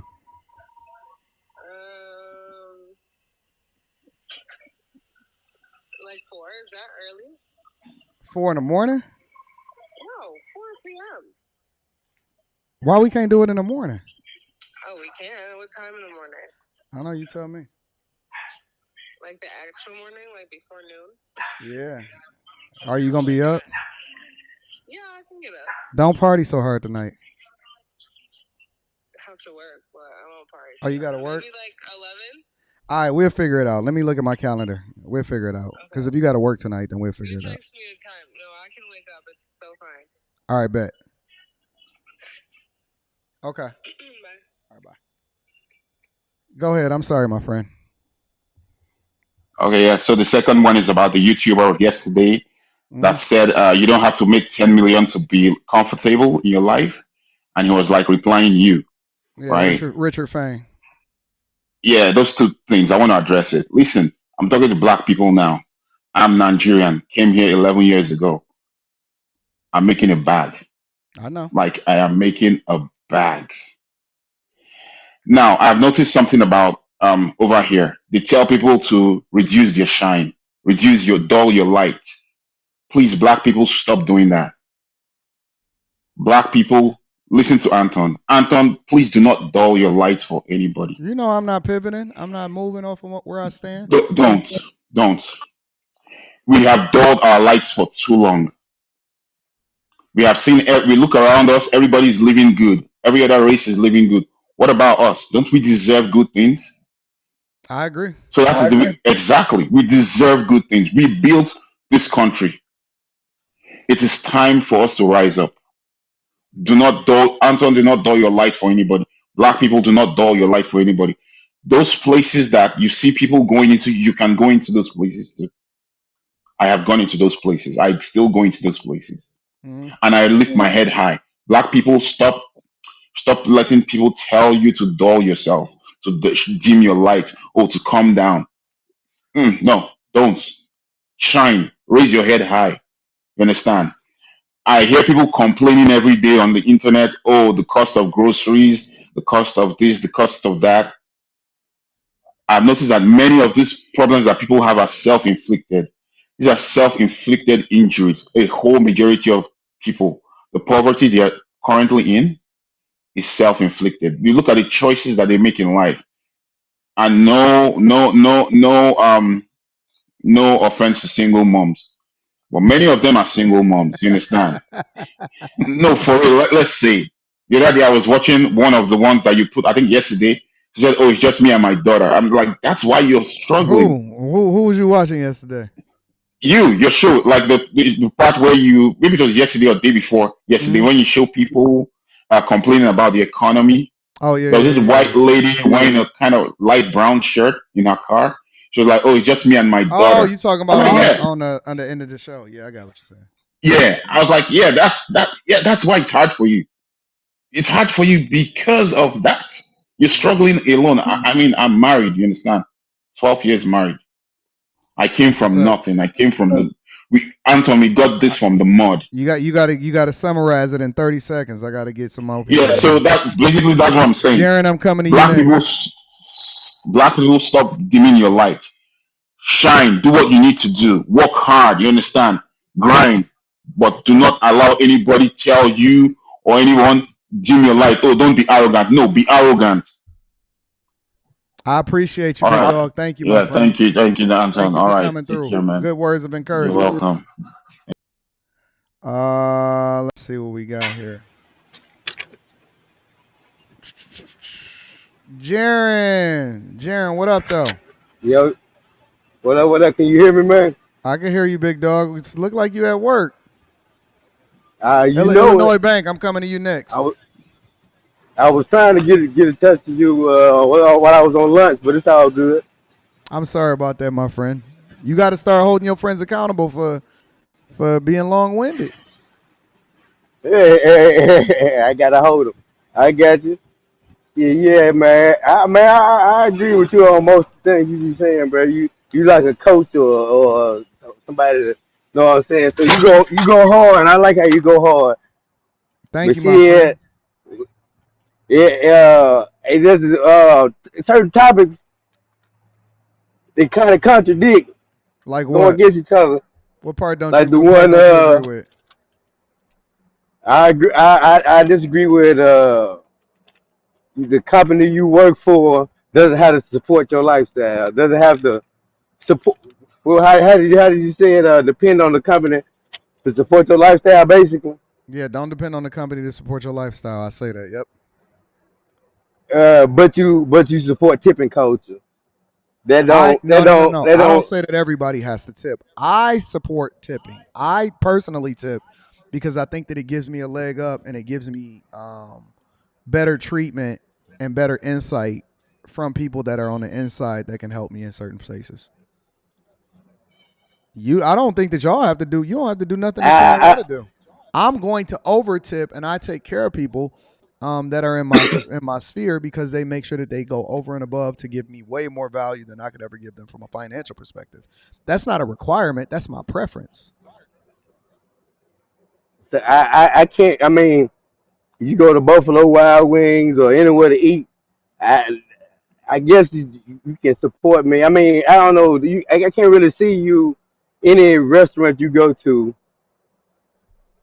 that holding weight. I can use them again. I guess you can. That's just networking, just get to know people. But for what I'm saying is, I'm six. I'm 31 right now, but I used to go to a restaurant by myself, 16 years old, 17, 18 year old, whatever it is. You expect the a 16-year-old to support somebody to tip them to support their lifestyle, but you don't expect the company to support their lifestyle. A company, No, I put more responsibility nobody on the made you go company out. to. Nobody made you go out as a 16-year-old by yourself to the restaurant. See, you don't have to do nothing.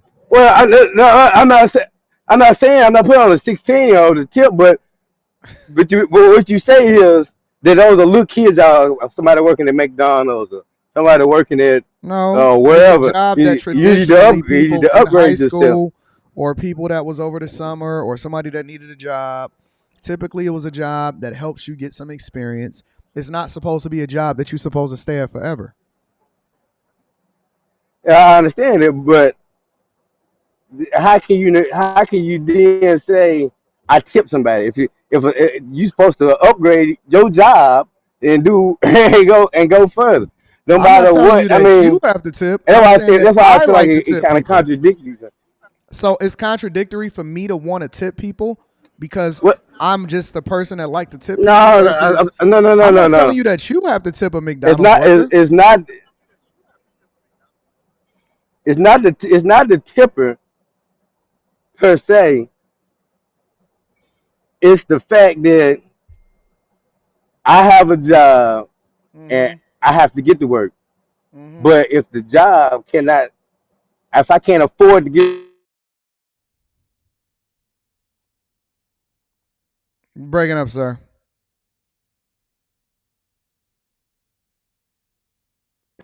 me coming to work, then they're gonna You lose was breaking up. You was breaking employers. up. Back It's up. not really Hold on. about the You was backing tipper. up. The tipper. Hold It's on. about Hold on.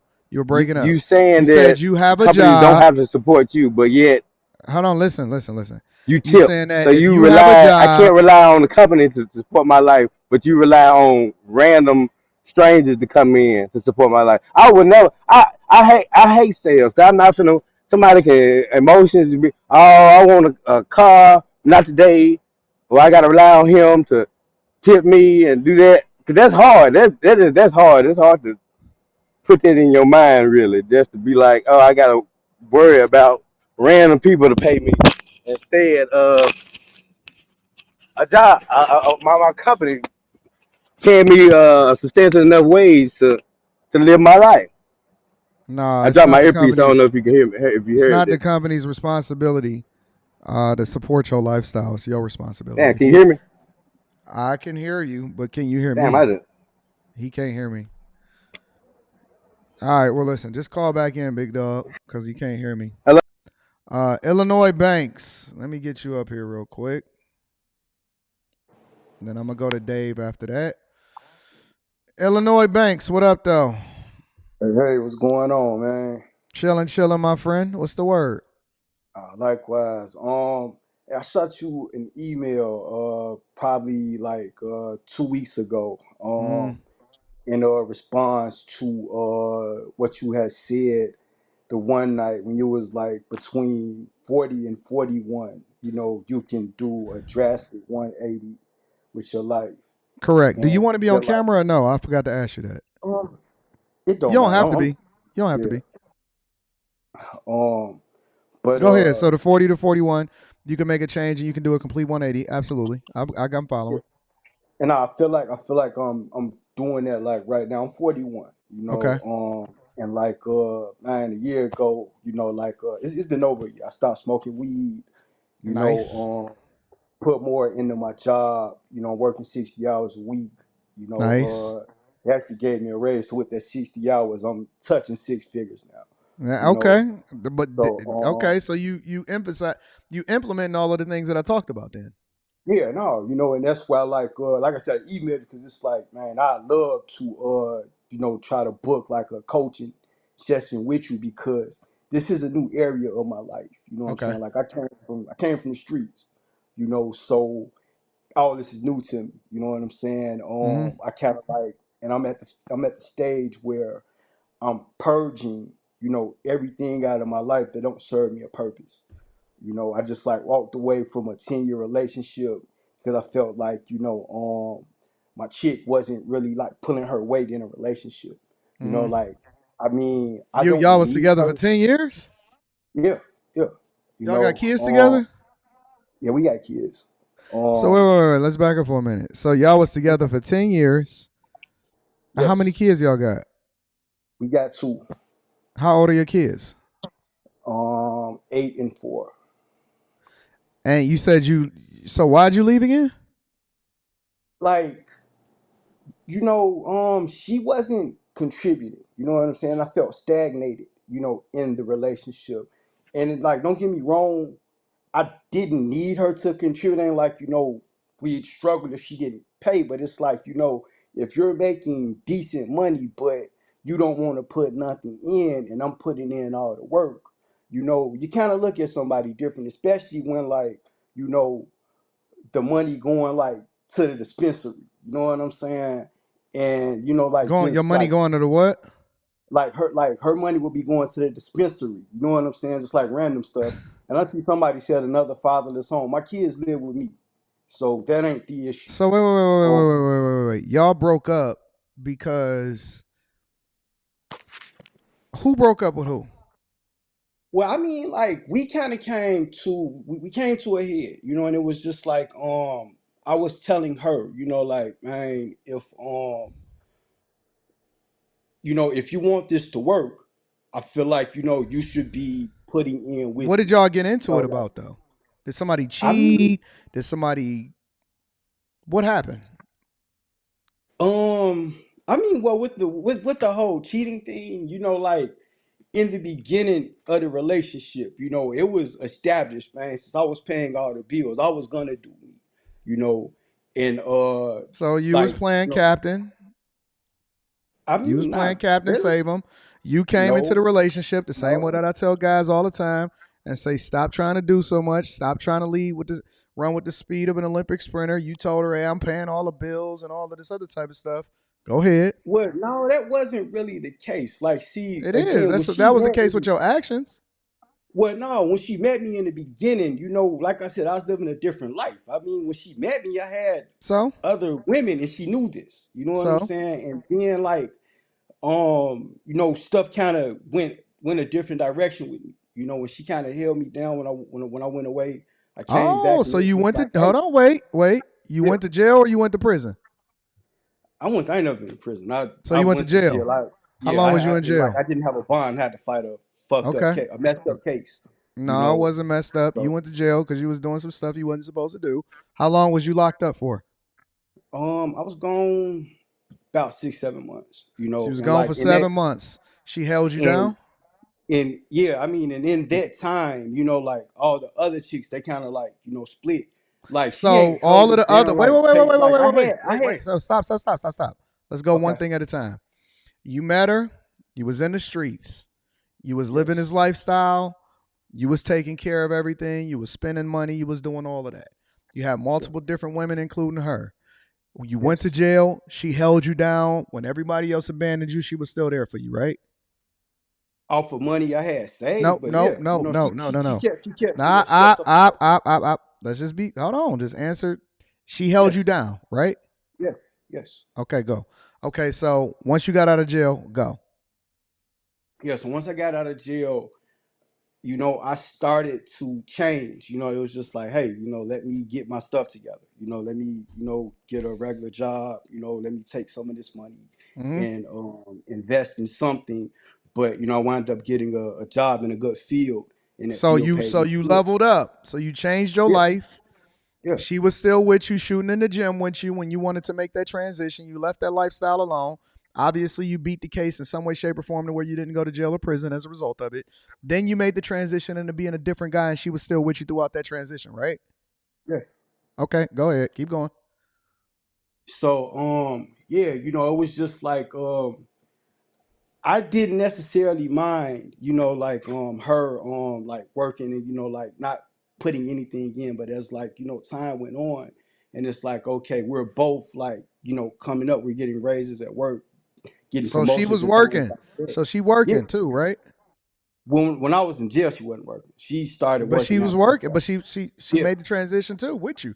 She Yes. started Yes. working too, right? She evolved too, right? Yes. Yeah. Okay, go ahead.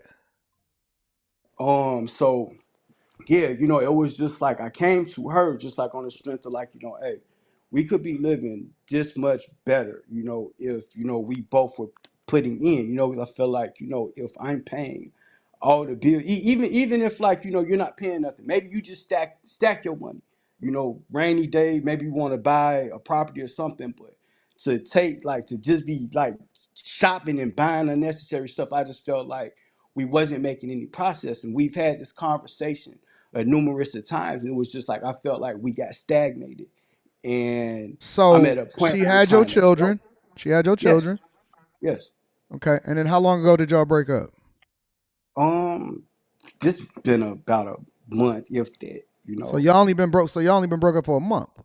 no, we just split. We just split. So You you know, just and we split, and but y'all been quick work. you just split, but y'all just been having this conversation for a month. No, we've been having a conversation for years. Okay. Did she cheat on you? No, She didn't cheat on you. I mean, Did she do not. you I mean, dirty? but you know, Did I she don't. I'm. wait, I'm. wait, A, I'm wait, gonna wait, keep it wait, a wait, buck. wait. No, I'll let you tell the story. Now I got Right. questions. So she didn't cheat on you. Did she do you dirty? Not to my knowledge. No, you come on, man. She Yeah, didn't do I you mean, dirty. bro. No, She no, didn't. I'm just saying. Let's keep it up. Well, we don't know what somebody's doing with No, behind no, no. closed Now you doors. trying to justify because you know you wrong. What? I mean, You wrong. I'm wrong. How?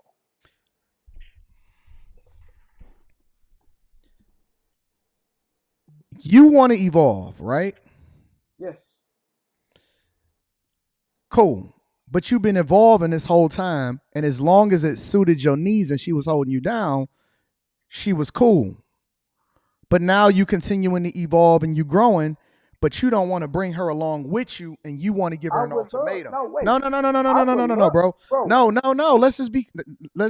You can debate, like you can rebuttal, but let me Okay. get my thoughts out, Okay. right? Yeah. Yeah. So she held you down when you was in jail.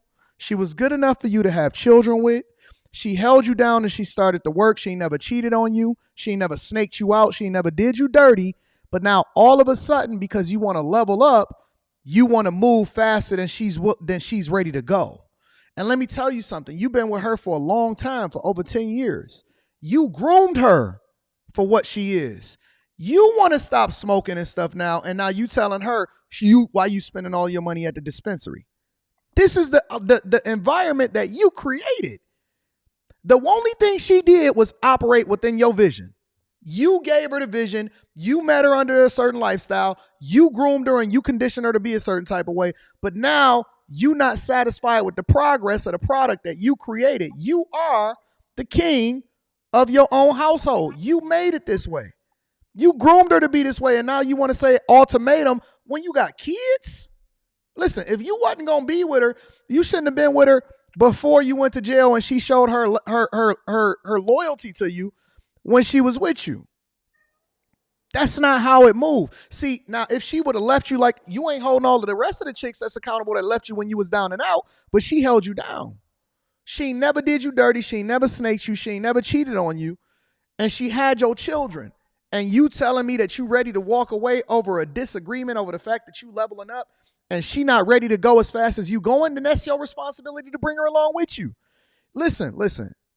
Every last one of these men are looking for a woman to hold them down and to be loyal.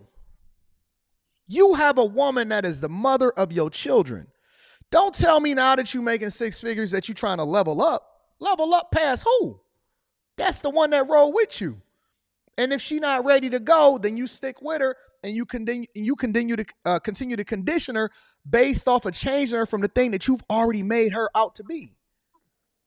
As you evolve, you continue to bring the people along with you. Listen, under no circumstances am I leaving behind the people that held me down.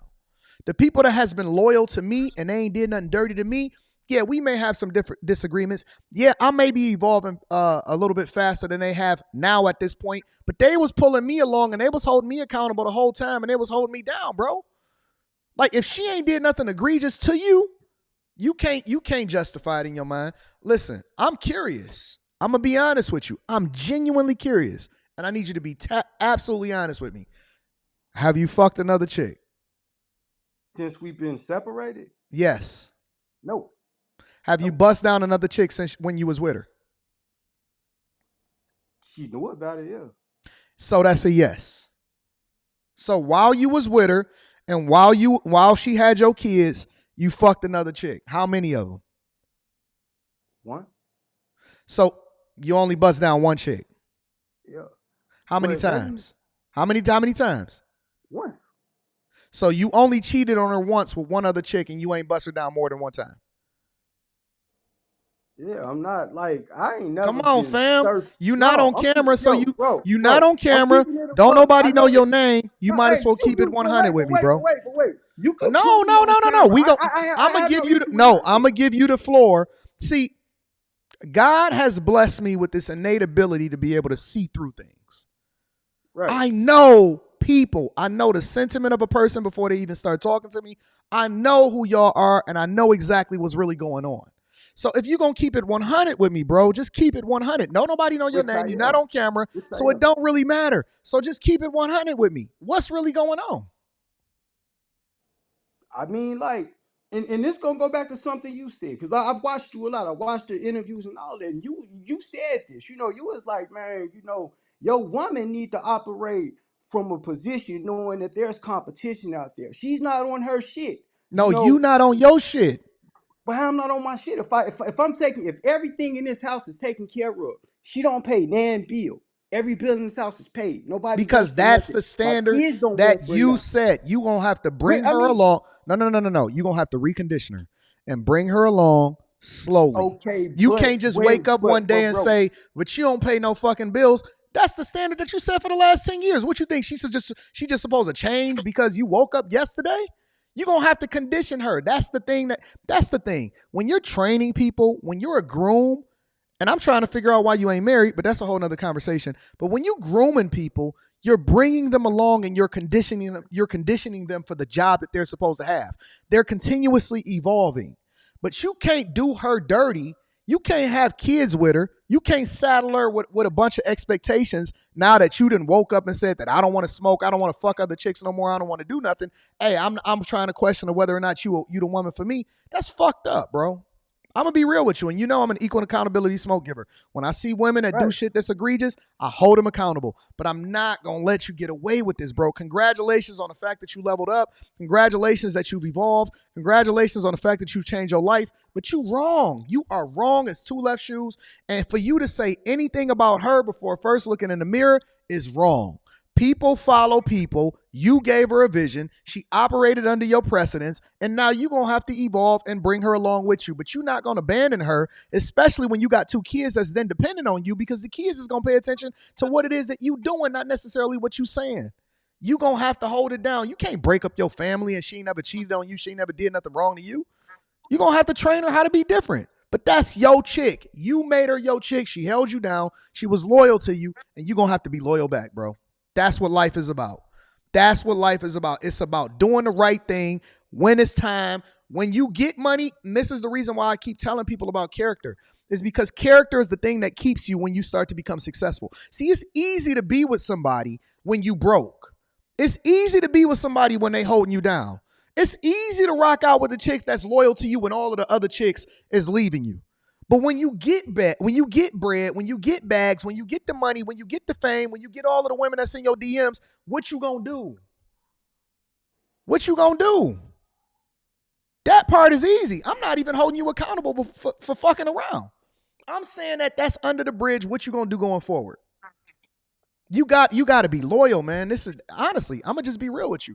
I'm not gonna bite my tongue. I'm not gonna do it just because all of this other what's expected. You fucked up, bro.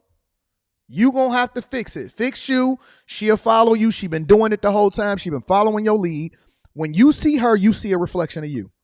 When you see her, all she is a reflection of you. Because she hasn't evolved fast enough yet, that means that you haven't trained her appropriately, and you haven't been living your. If you see her and you saying, "Oh man, she spent her money at the dispensary, she's smoking, she not moving fast enough," that's you. That's you. She is a reflection of you because she been the one that's been with you, laying next to you, holding you down, and been trained according to what your vision is for this whole time. That's you. Whatever it is that's wrong with her is you.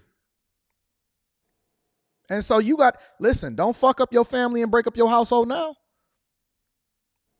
Don't fuck up your family and mess up your household now. I mean, I wouldn't dare. Like I said, You my already kids are did. still You in need the to house. fix that My shit. kids live with me. No, your kids live with your kids need their mother and their father. And she's still like I said, we're cordial. We talk. No, you need to she fix like it. You need to be one. You need to I be have no one. Ain't no issue we with. cordial. You need to be one. But I'm saying, like, when we're Ain't no having buts, these man. conversations and I'm getting pushback, You and gonna it's get turning into pushback argument, because you changing. That's called being uncomfortable. You evolving. It's like a snake shedding its skin. You changing. You evolving. Man, they don't understand it because you different than what you used to be. You gonna get pushback. You gonna get uncomfortable. That's what being in a marriage is. It's being uncomfortable because you evolving, but you need somebody else to come along with you and continue to rock out with your vision. So what? You got pushback. So what? Grow up, man. Don't get successful and then start abandoning the people that held you down now, because you're going to find yourself looking at a bunch of snakes and a bunch of chameleons that you're going to think is holding you down, but in reality, they just taking advantage of you. Don't snake out the one that held you down and was rolling with you throughout this entire process, bro. Come on, man. Your kids need you. They need their mother and their father. We're not doing broken homes no more. We don't make emotional decisions. You have an obligation to give your kids their mother and their father. And if you're telling me the only reason that y'all walking away is because you got pushback, then I'm not going for it, bro. I didn't make the emotional decision. We had a conversation. It kind of went left, and then she kind of came with the thing of like, well, hey, I'll just leave then. And it was like, well, I ain't gonna beg you to stay. I mean, I know you don't have the same scenario, but hypothetically speaking, let's just say, Man, tell her to come if home and fix that shit, bro. This is simple. Y'all let y'all pride and y'all ego get in the way. Small conversations turn into big ones. This is all ego, man. Throw y'all ego to the side and fix that shit. Hey, my kids need their mama. And I know that we better together than we are apart. Man, what we fighting about? Let's level up. Let's win. Yeah, I got some fundamental disagreements, baby. But you know I really love you. You know what I'm saying? Remember when we used to go through this? How she gonna start laughing? Remember when you know what I'm saying? Remember when I was in jail, man? Man, we done been through way worse stuff than this. This is small. Man, I'm not about to let us break up. Listen, I know you got my back, and I know that we may see things a little bit differently, and I want you to change. But I'm willing to rock out with you. You know what I'm saying? I want better for us. I want better for our kids, man. You know what I'm saying? I want to grow old with you. I don't want us to be apart. I don't want our kids to see us separated. I love you. I love everything about you. Your little saggy titty on the left side. Don't nobody want your little saggy titty. She gonna start laughing. She gonna start laughing. She gonna start playing. Come here. Just look. Come sit down. Sit her down on your lap. She already want the D. The D gonna fix all of that, and then she gonna get in her femininity again, and she gonna stop fighting against you. But I'm not leading. I'm not leading with the D, man. You know what I'm saying? That's man. Listen, man. Fix your family, bro. Which I love to do. Fix your family, bro. Fix your family. They wanna submit. They just want to know you giving them the capacity to be able to come back and say something nice. They just want to feel like they heard. Even if you ain't listening to her, they just want to feel like they being heard. They just want you to acknowledge the fact that they express their feelings too. Come here. What you doing? Ain't you tired, man? Look, I know you uncomfortable over there on your mama couch. Man, fix your family, bro. Fix your family, man. It ain't nothing out here for you, bro. Ain't nothing out here for you, bro. I'm not chasing nothing though. I mean, I would love. Go fix your family. Leave that pride shit at the door. That's your wife. That's your chick. That's the mother of your children. Go get your fucking chick, bro. Because if I get a hold of her, it's gonna be over. If me and my homies get a hold of her, we gonna make her for the streets, man. Listen, we gonna do some shit. We gonna do some shit, and you ain't gonna never. No. If we get a hold of her, get her, she wasn't mine to begin with. nah, nigga, you better go get your fucking family. She don't know what's out here. She for you, for now. Man, if you get her, she for you for now. Don't fuck up your family, bro. I mean, if anybody get her, she wasn't mine to begin Man, with. throw that fucking pride away, man. It ain't pride though. Go get your chick, man. Bro, and I'm saying, and you're telling me this, but I feel like at the same time, if you were in a similar scenario, you'd be on the same page. Like, man, my chick ain't going nowhere. My chick ain't going nowhere. I'm not even letting it get to the point to where I'm walking away. I'm fixing that shit right then and there, and she gonna be right there, going to sleep and being quiet and waking up to that great view and making sure that she make me fucking breakfast in the morning. And she gonna be happy to do it. Go fix your family, man.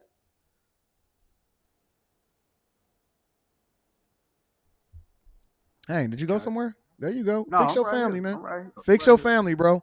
Lead that tough talk shit. That's for the birds, man. Don't nobody want to be out here like this. Ain't nothing out here, my nigga. Real talk. I'm not trying to be out. This conversation went totally left with what I was trying to, get at you about. But I respect your opinion on this. Because all right. I don't. So I just don't want taking my into kids consideration, man. Listen, every single day. You know what I realized when my father died was that the things that we remember about people, or the things that's meaningful in life, all of the little arguments, all of the little stuff, you don't even remember none of that stuff, man. It's so petty and stupid, and we let our ego get in the way of the thing that we know is best for us. Man, get your family, man. If you don't remember nothing else that we said today, go get your family, bro. Your kids want their mama in the house just as much as they love their daddy. And they need both of y'all. If you ain't doing it for you, do it for your kids and then see the value of it later. I feel that. I appreciate that. All right, big dog. Already, man. And for the people in the chat, man, y'all don't know what y'all talking about. Man, stop paying attention to the chat. This is me and you. I ain't even looking at the chat, bro. Right. No, you right, bro. You right. All right, man. I love you, bro.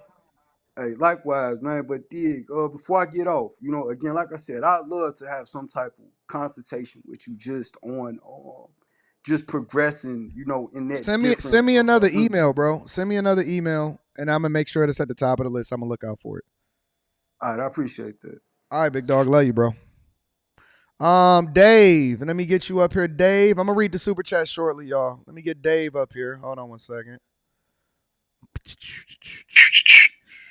Dave, turn your YouTube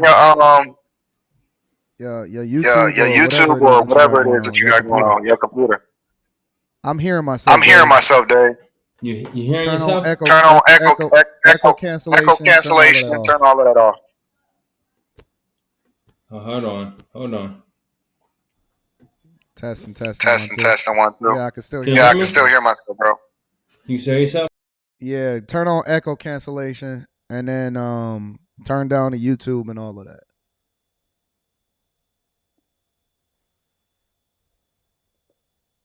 Can you hear me, big dog? I can hear you. I can hear you. I can hear myself. Also. You can hear yourself as well. How do I turn on the echo?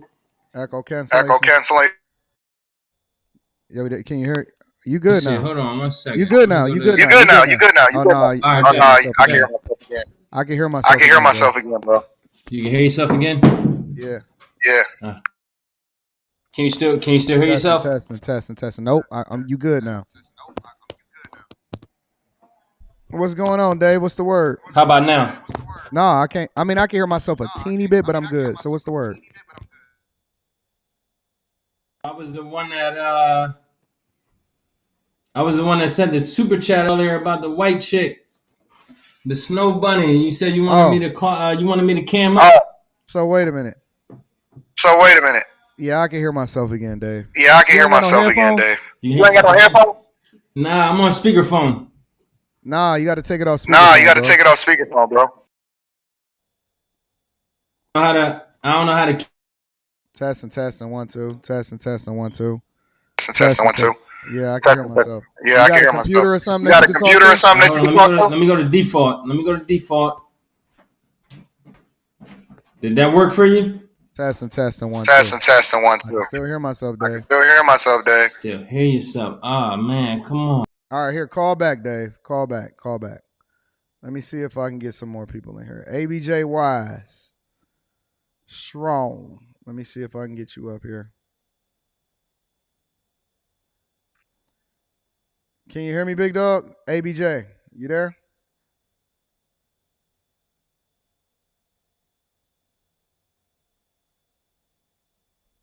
All right, so we had you drop off. See if we can get Dave back in here. Can you hear me? Dave. Testing. You still hear yourself? I can still hear myself. Here, come back. Come back in a minute. Let's see. Hey, Yo, BJ, you hear me? Yo, what's up, man? What's up, my friend? What's the word? I'm good, man. I'm good. Salute to you from the DMV. I'm hella mad that I missed the Back Chasers meetup. You Me and my did, and dad. it was an exciting time, my friend. Yeah, I saw in the Discord, man. The photos looked amazing. Y'all was at y'all location. I'm not gonna dox it, but beautiful place. I know it well. And yeah, man. Me and my dad. He's an HVAC technician. He's going into business for himself. Okay. And we had to take care of a client, man. You know how it is. Okay, yeah, y'all was out busy. Y'all was taking care of business. Yeah, All right, that's what's up. service-based business. You know what I'm saying? So what's up, my friend? What's the word? Oh, all good, man. Not gonna be too long. I just wanted to give you your flowers and shout you out. I would say within the few months I've been a bag chaser so far, it's just been enlightening, man. Like, I feel like I've gone through a very deep journey politically and just ideologically, beyond just being, a follower of Christ and stuff like that. And a lot of times when you go through a significant change, you're looking for a community to kind of latch on to, So Yeah. I just wanted to give, all my bag chasers a shout out and everything like that. Hey, look, ain't nobody perfect, but when it comes to this guy right here, man, this guy AD, man, he just be on it, bro. Like, Thank you, my friend. I appreciate it. yeah, no problem, bro. Yeah, it's I found out about you through the Lapeef network, and Yeah. it's a lot of times people. It's like that. It's a 3-word statement, man. It's colloquialism, but it is what it is. Hit dogs holler, man. Yeah, that's That's true. really what it is. And I find a lot of times when people have a problem or a difference of opinion, if they're not willing to actually grow from the conversation that they're having with people, then it's just a situation of, look, you're offended, and instead of trying to grow from you know the conversation you want to have with people with a difference of opinion, you'd rather argue and just go in a circle. You know what I'm saying? So Yeah. what I found, from just talking with people, even the people in the back chasers in the Discord, shout out to the Discord, just it's all about growth, man. It's all about thinking long term. So I'm definitely glad to be a part of the whole community. Uh, this time next year, I'm 29. I turned 30 in February. Congratulations, my friend. Thank you. Yeah, I'm super. Look, I'm just grateful to God that I made it here, man. I'm from. Oh, the world is at your feet, bro. You got so much opportunity. You're gonna be so fucking rich by the time I get done with y'all. Y'all gonna be great, man. I'm loving it, bro. I'm glad that you're a part of the community too, bro. I'm gonna let y'all know what the next meetup is gonna be. We're gonna have a good time. I'm gonna be there, man. I'm gonna be there, bro. Cause look, I missed it in my backyard, bro. I was like, man, bro, I gotta be in the building with my people. But yeah, man, salute to you. I'm on my way to my cousin's birthday party out in the county. So salute to all y'all, man. Happy Friday to y'all. Be safe. Yeah. And yeah, thank you for everything, brother. Thank you, my friend. I appreciate you, bro. Love you, man. Yeah, love you too, brother. All right, be safe. All right. I'm gonna go to Izzy, and then I'm gonna come back to. I'm gonna bring a couple more people on. Let me see if I can get Izzy.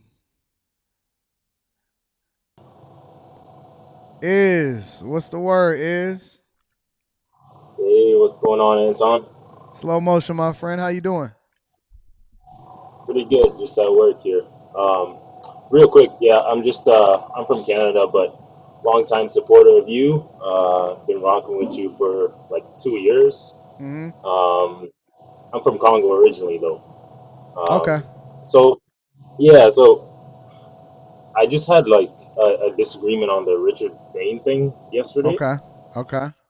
So like, I agree with like 99% of what you were saying. But I think most of the things that you disagreed on, you were actually agreeing with him, but you just saw it in a different way. Hmm. For one thing, for example, like you were saying that he wasn't pushing people to like get on the next level and like become like financially free, and you were saying that being financially free is different than wealthy. But I think he meant the same thing, but he was just saying it in a different way. No, he wasn't. And he was saying like, I think he was. No, he wasn't. Absolutely not. Because it's a difference between being financially free and wealthy. Richard Fain don't preach wealthy, in my opinion. I think he does. Okay, Because I've been rocking, I've been rocking with what does him he for. preach as wealthy? I could be wrong. Well, he teaches a lot of the same principles you teach, like paying off your debts, saving like the majority of your income, just investing and all that. And I've been actually watching him for over a year, Hmm. and you for 2 years. So I'm not just saying this like I just saw the guy yesterday or anything like that. No, I do, So I know. and that is the fundamentals, but it's another level. It's another level. Listen, my objective is to own a sports team. You don't get there by being financially free. You get there by being wealthy. Wealthy is not, listen, financially free is not having to worry about money. Wealthy is changing lives. Wealthy is I can go over here and change the dynamic of what's happening in that particular household by changing that neighborhood. Wealthy is donating a certain amount of money in order to be able to get certain people in office. Wealthy is making sure that your children and their children's children don't have to worry about money or a job because they always are groomed. They're groomed to be able to work for you. Wealthy is a completely different conversation than financially free. And I'm not knocking it. What I'm saying is that why do I have to settle for being financially free if I can be wealthy? If the conversation is, well, compare yourself against the majority of people, I'm not sure that wealthy people or people that got it out the mud that came to become wealthy ever did that. Why do I have to dumb myself down because of what other people think that I should be able to do versus what I've already been able to accomplish? Why can't I But own the Anton, entire neighborhood? Why can't I control what's happening within my political structure? Why can't I, you know what I'm saying, be able to give more people jobs? Wealthy is being able to employ people because you have the resources to be able to pour into other people and change their lives. Wealthy is being able yeah. to give scholarships and give money in order to make sure that people get educated. It's a difference than being financially No, free. no. Financially free is, well, I don't have to worry about depending on the federal government in order for me to be able to survive, or I don't have to work for the rest of my life. No, like 1,000%. You do have a point. Like, there's different levels to it, but I don't think he was saying like you gotta dumb yourself down or you He can't, was knocking pop the your collar. idea that $10 million was wealthy. And then he substituted it with the idea, with No, the I with didn't the say that. theory of being financially free. Financially free and wealthy is two different things. Ian Dunlap from Earn Your Leisure, when he was talking about that, he was speaking about wealth. He wasn't speaking about financial freedom. It's levels. That's true, but I think he was just more so saying like you could settle with like 100K a year, which is probably like 200,000 in retirement, and you can That's live off of cool. that and I have no be problem with okay. that. I have no problem with that. Yeah. So I think you should have just been like, hey, you know what, Richard? Like, you do have a point, but this is what I believe in. But you're just kind of saying like, you totally shouldn't go for what he's saying. if you're just looking to stay afloat and live an okay life.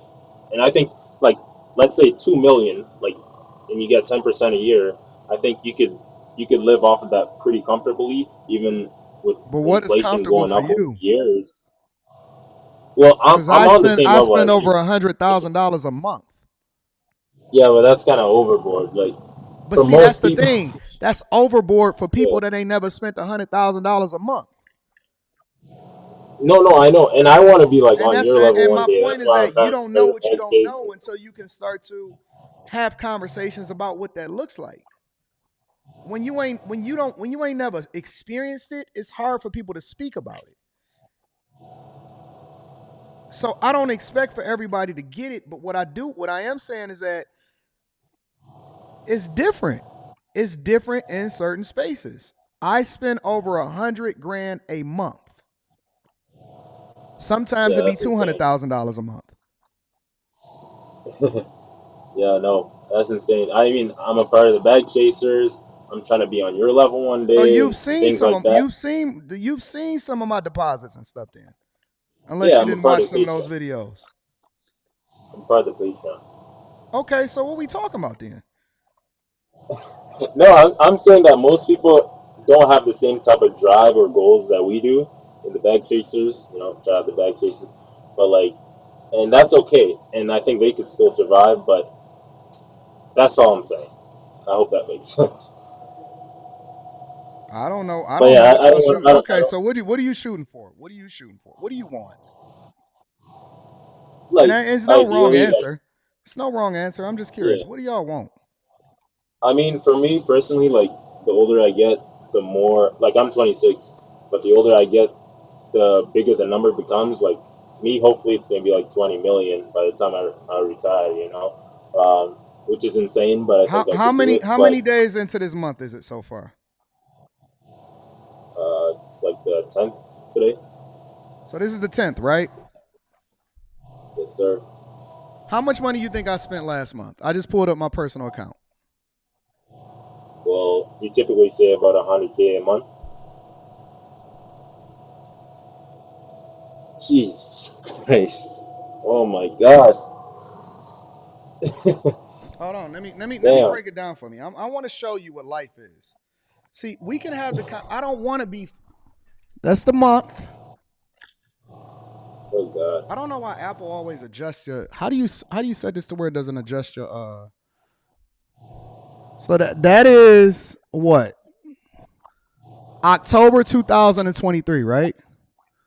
I'm gonna go to September 2023. This is September. Wow. Yeah, that's next level, big dog. That's next level. This is September. I'm gonna go Give to me 10 October. years. I'm gonna go to October. This is October. Yep. I'm gonna go back to August.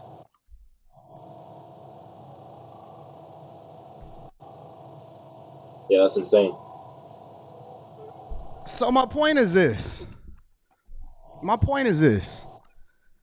I get that people want to make $10,000 a month, $120,000 a year. What I'm saying is that it's another level. It's another level. The reason why I show people my receipts, I show people my bank accounts, I show people the different things that's going on in my life, it's different. It's different, bro. What some people make in a year, I spend in 10 days. 10 days. I'm not in the same spaces as everybody else. And here's the other side of it though. I am a C student from the Detroit, Michigan area. 8 miles, 7 in between 8 Mile and 7 Mile, Illinois and Wyoming. I was broke at 26 years old when my daughter was born in 2008. if I can do it, but then I can give you the information in order to leverage for you to do it faster than me. Me, 26 at your age, I was broke, you working. If I can give you the information for you to do it a lot faster than I did it, why am I sitting here preaching financial freedom and not also what being wealthy is supposed to look like? Yeah. No, I rock with you. I rock with you. And then again, it goes back to the point that we just People had. asking me what app is this. This is Chase. This is Chase. This is not an app. This is Chase. This is not, this is actually Chase. Okay, this is Chase Bank. This ain't no app to track spending. All you got to do is go into the app, open up, click that account, click see all transactions, and then go into spending summary, and then you can get it. That's a bank. That's a bank. This is not an app to track spending. This is a banking app. Yeah. No, I appreciate you, Anton. You know, part of the bag chasers, you have changed my life too in the 2 years I've known you. So yeah, no, I definitely appreciate you. I was just basically saying like most of the points you guys were agreeing on, but it just got miscommunicated. But I appreciate you. Not gonna take too much of your time. Gonna head back to work and get this money up. All right, big dog. All right, have a good one. Have a good one, man. All right, let's see what we got going on.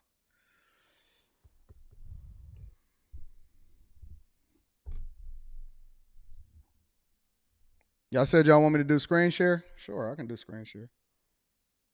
Give me a second.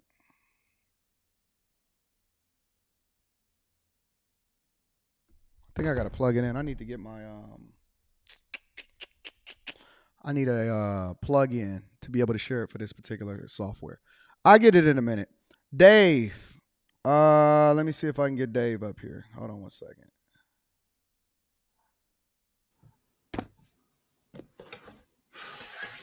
All right, hold on, Dave.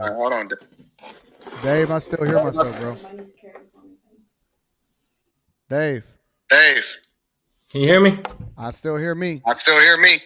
Can you hear me? Can you hear me, buddy? I can hear me too. You still hear you? You got to fix your audio. Big dog. Ah, come on.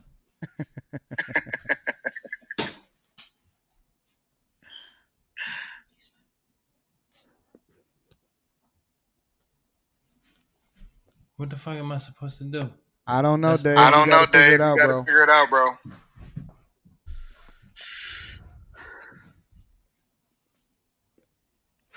All right, Dave. I'm gonna figure it out later.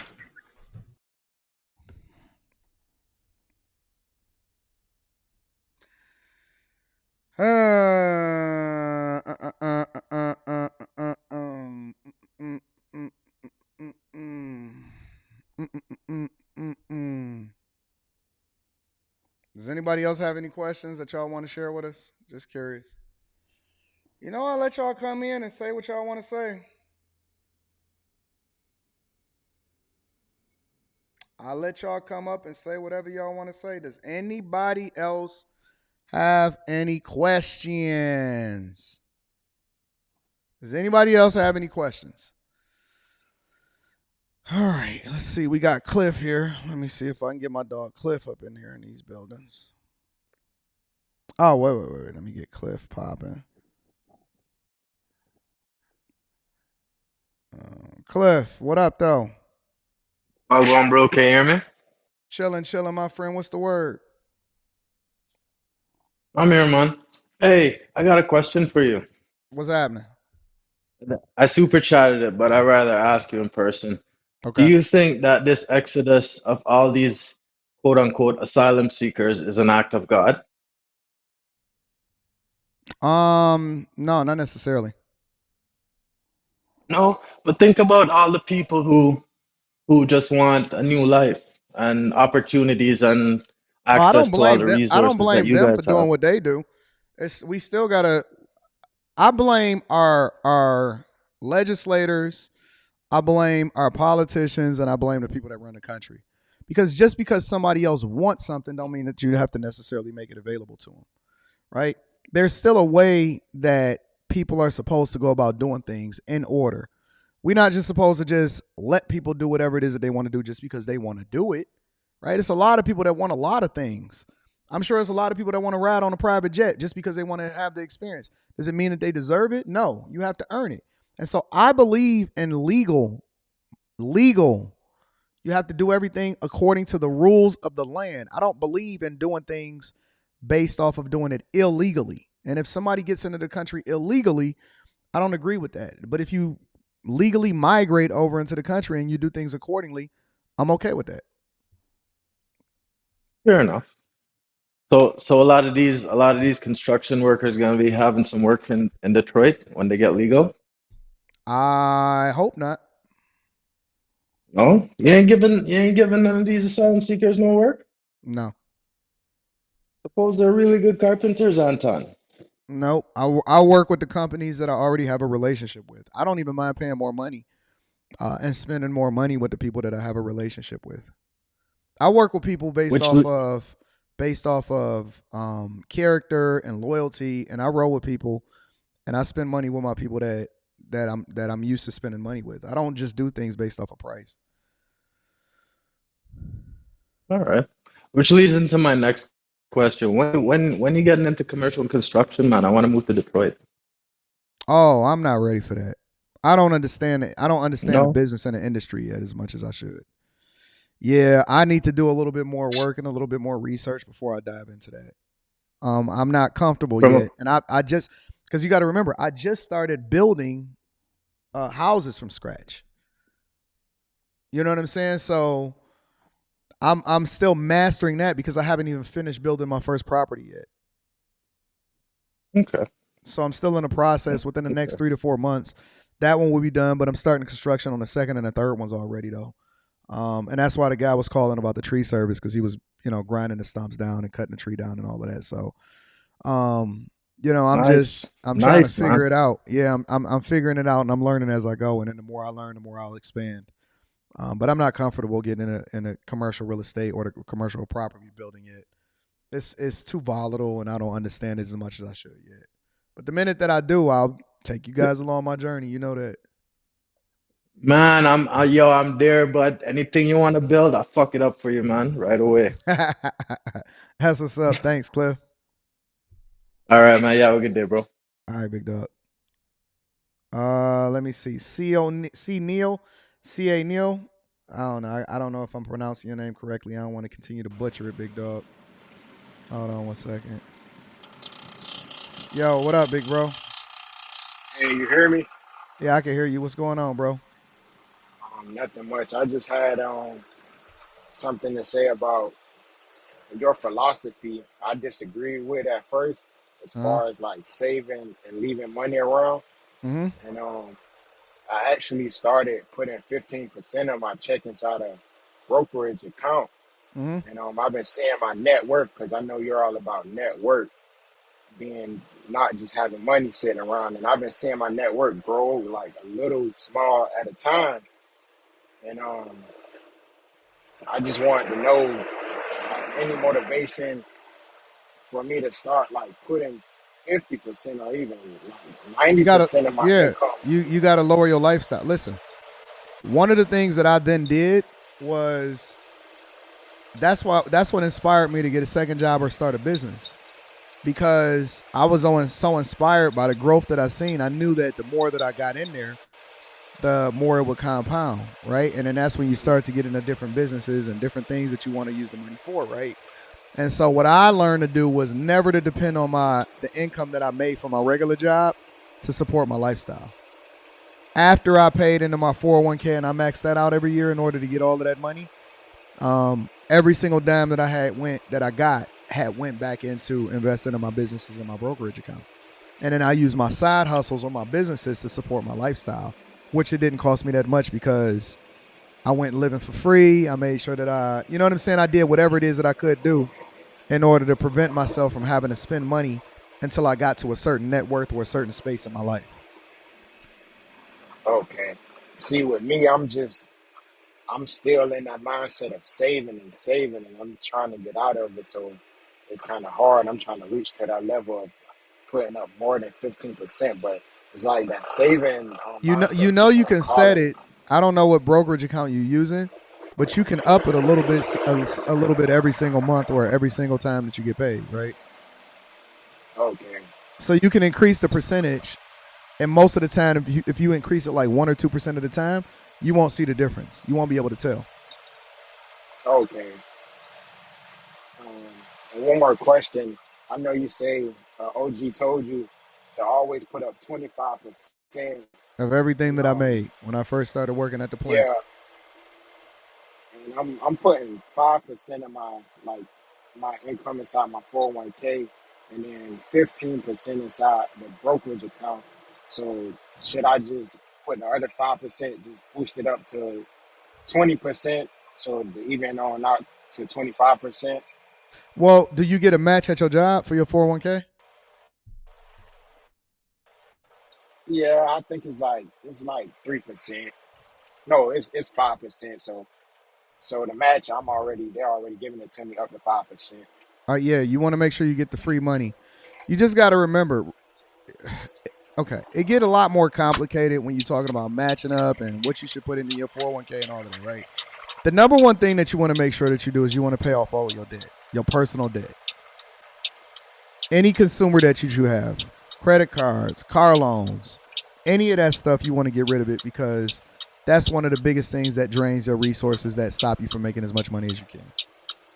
When you have to take money out of your regular paycheck in order to support your lifestyle from payments, that's the biggest killer of wealth. Yeah, What is that? What is that noise? like years ago. What is that noise? Oh, I'm sorry. I'm in a truck. I'm sorry. Oh, no, it's cool. But all right, yeah, you definitely want to do that, bro. Okay. Okay, big dog. I'm gonna talk to you a little later. All right, thanks. Yep. Woo! Let me get Mark up here. I know Mark said that he was gonna come through today. Mark, you keep dropping off for some reason. I don't know why. Oh no. Let me make sure I get this together. Mark, what up? Hey, Anton, can you hear me, brother? Yeah, I can hear you. What's going on, big dog? Man, well, I tell you, me trying to get in here, I guess it's the area I'm in. Yeah, I've been in about 1,500 times. Yeah, you keep dropping dropping off. off. Yeah, what's Yeah. going on, big dog? Oh, man. Man, first of all, I want to say I definitely appreciate everything you do. Man, you're changing lives, period. Thank you, my friend. If people apply the information, you know, their lives are going to change. Because this information, you couldn't go to a 4-year university at any level and get it, right? But people dismiss it. People discount it like it ain't nothing, though. Yeah, I know. I know. But, you know, those that hear it and receive it and apply it, they'll get it. And for those, it's just not their time. So, I agree. look, I don't know if this is such a disagreement or just a different opinion, but I want to talk about the 401k and maximizing. I know you talk about maximizing the 401k, reducing your adjusted gross income. Most people don't even know what that means. Do you want to be on camera or off camera? I forgot to ask you that. Okay, you can put me on camera. It's up to you. You let me know what you want me to do. Yeah, you know what? No, just keep me on camera. I want people to focus on the conversation, not necessarily trying to focus on, man, who's this guy? So okay, that's cool. So yeah, I've been in the the tax, right? I am a self-learned tax coach since 1994. It's a long story. No worries. It all came out of an IRS audit. And because, you know, back then I couldn't afford an attorney, and hell, I didn't even know who the IRS was. It was my first time in corporate America, and somebody asked me at the end of the year, who do you get to prepare your taxes? I said, prepare what? Because I had been a self-employed plumber for 13 years, and I went to work, performed the job, put the check in the bank, and paid the bills. Yep. So if the school taught me about that part of the system, I missed it. Yeah. But nevertheless, I grew to understand that we and the Bible may have not been talking about this particular category, but I love what the Bible says when it says that my people perish from the lack of knowledge. Yep. And that's why I'm so excited that someone like yourself is out here delivering the knowledge, because the reason why people are in debt is because of the lack of financial education, period. Yeah. Right? And what to do with money. You could have all the money in the world, but if you don't know what to do with the Bible. Education, I think that they know better. I don't know. No. I think that they know I don't better, agree Mark. with that. I think they know that they be balling out. Look, because I, even knowing what I know, I have fumbled some bags knowing what I know, right? And I chalk that up to, you got to surround yourself around like-minded people that's going to hold you accountable, because most people can't hold themselves accountable. I agree, but that has nothing to do with the knowledge, though. That has everything to do with being intentional. No, I got that. But so here's an example, right? Here's an example. Wait. Before you go into that, you was talking about the 401k. You had a difference of opinion on the 401k. Yeah. Now that's what I'm about to talk about. So I worked in the oil refinery as a contractor, right?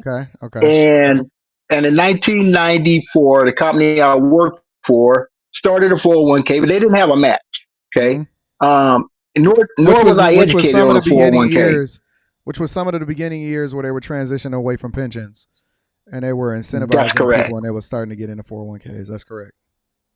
That's correct. And this being a subcontractor, and not really considered a permanent position. However, we were working 40 hours, and I worked for that company for 15 years under the fact that I wasn't necessarily a full-time employee, which means they didn't guarantee 40 hours a week, right? Correct. And so that company eventually sold the company, and they laid off a bunch of folks, me being one of them. And that's the first time I discovered that once I put that money in that account, it was like hell to get it out of it. And I needed that money at the time because I had unemployment. I ran through the unemployment. I was still looking for another job, and I had a mortgage to pay. And I called the company and I said, hey, I'd like to get that $17,000 that I put into the 401k. Again, remember, they did match. And the lady told me, she said, well, Mark, technically it's not your money, and you're going to have to speak with the corporate attorney to figure out how you can get it. Well, of course, that sent me sideways, because what do you mean it's not? This was 1995. Okay, got you. So I got a little upset about that, because first of all, the company kind of did me wrong by not keeping me employed after I was dedicated to them. But of course, there's no loyalty among corporate. But she told me I needed to speak with the attorney to get my money. Long story short, I talked to the attorney. No, I found out that Fidelity had my account. I called Fidelity. Fidelity told me there's two ways that you can get your money. If you have a hardship. Yep. No, actually, there was three ways. If you have a hardship, and they told me, well, I can't tell you what the hardship is. I'm like, okay, what are these games? If you're purchasing your first property, you can get a certain amount of your money. I think that might have went away by now. No, you can still. However, but at that time, I already owned my home. I'm trying to keep the mortgage paid, right? Right. And third, which was a shocking part, she said you'd have to separate yourself from your employer. I said, what does that mean? And she said, well, long story short, you'd have to quit your job with the employer that you have your 401k with. Right. I told her, I said, well, my employer hasn't employed me for 8-9 months. She said, well, then send me that pink slip and I'll get you your money. So eventually I got my money. So I started, but I you paid started a lot of penalties as a result of it. Actually, I did not. How did you pay a lot of penalties? That is a myth. Again, my people perish from the lack of knowledge. So when I got that check and I went to file my taxes that year, so and I don't want to bore people with this, but they got to learn this. So when I put in that, it wasn't a 1099, but whatever it was a 1099. When I put that 1099 into the tax software, it ran that penalty, that 10% penalty, into the federal tax owed number. right? So you owe Along with, taxes of course, already. no. There's a 10% penalty for early withdrawal, right? Right. Correct. And then you pay your regular income taxes, on the money, right? Because the money went in, pre-tax, right? Mm-hmm. So what I discovered that year, because I've always had a business, is that when I went to apply my business deductions, it eliminated 100% of the federal taxes. And of course, I had 5 kids at that time too. That didn't hurt. But you had a business. But wait. But you had a business and you had deductions. That's right. But here's the point. Here's the point. But go ahead. Right. That's the point of that penalty. It's not a guaranteed penalty because my tax write-offs eliminated that penalty. So it's not a guaranteed penalty. Go ahead. So that's what I try to get people to understand. Don't be in fear. Wait. So you said the tax write-off eliminated the 10% penalty. How? Absolutely, yes, sir. Absolutely. Because the 10% penalty is implemented as a federal tax. And so if you're preparing, this is one of the problems with not seeing your taxes prepared. Most people have never seen their taxes prepared.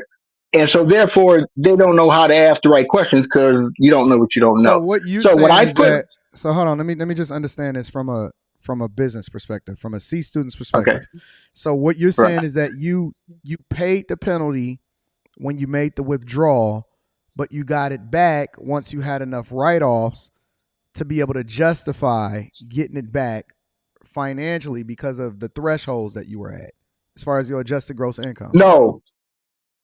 So the 10% penalty is not assessed when you request the money from the 401k if you're not at retirement age. It's not assessed at that time. Right. There's a 20% federal income tax withheld, which is governed by the IRS, regardless of who you are. And then when you file your taxes, that'll determine if you get that money back or a portion of it. But that actual penalty is not assessed until you take your 1099-R and you give it to your tax preparer and they put it in, and then they ask a couple of questions. One, what's your age? Number two, what's the letter or the code in this particular box is going to tell them that was a early withdrawal, and that's going to assess. The software is going to assess. Now you have to pay the 10% penalty. Does that make sense? It was an early withdrawal, though. It was an early withdrawal. Correct. But after putting that in, along with my W-2 income, and then now going to put my business expenses in along with my business income, every business deduction eliminates, and I'm quite sure you understand this when I say it, every business deduction you put in eliminates from every source of income, whether it's retirement, whether it's W-2, it doesn't matter where that income came from. Well, doesn't matter where it comes from. But that's what okay. So now you're talking about adjusted gross income, right? Because that's all of your income combined, ultimately, when you start putting in those deductions. But that only works if you take more losses than the business itself is profitable at, right? So if you actually at a loss for that particular business, it then feeds into the rest of your income, which ultimately is the adjusted gross income, correct? Well, so that's only if you're combining W-2 income and business income, right? So you're talking about filing it on a Schedule C. That's correct. That's correct. So in my case, I was filing under Schedule C, even if it was an LLC, it'd still be a Schedule C. Correct. Whether it's in most cases, unless you're doing an S corp, which we never advise for people to do sole proprietorships, but whether it was an LLC or a sole proprietorship, that then goes into that total amount, which is your adjusted gross. Okay, so for the people in the chat, right, basically what's being communicated, and correct me if I'm wrong, Mark, is you go to work and you get a W-2, okay? And then you have your businesses, and then if you're a contractor, for example, they may issue you a 1099. And then you have the rest of your businesses, which may not necessarily come in the form of a 1099, but the profitability or the losses that you take on that business take one income, take this income, take your W-2. When you get done filing all of your paperwork, the Schedule C is what's filed on as far as your business for your LLC. When you combine everything, ultimately it spits out a number, right? And so let's say, for example, your business over here, it lost $100,000, okay? Because it took you more to get it up and running or more than what the profits came in. So let's say, for example, you made $50,000, but it took you $150,000 for whatever reason to run the business. Well, you had a loss of $100,000, right? And then you made on your W-2, you may have made $175,000 from your job.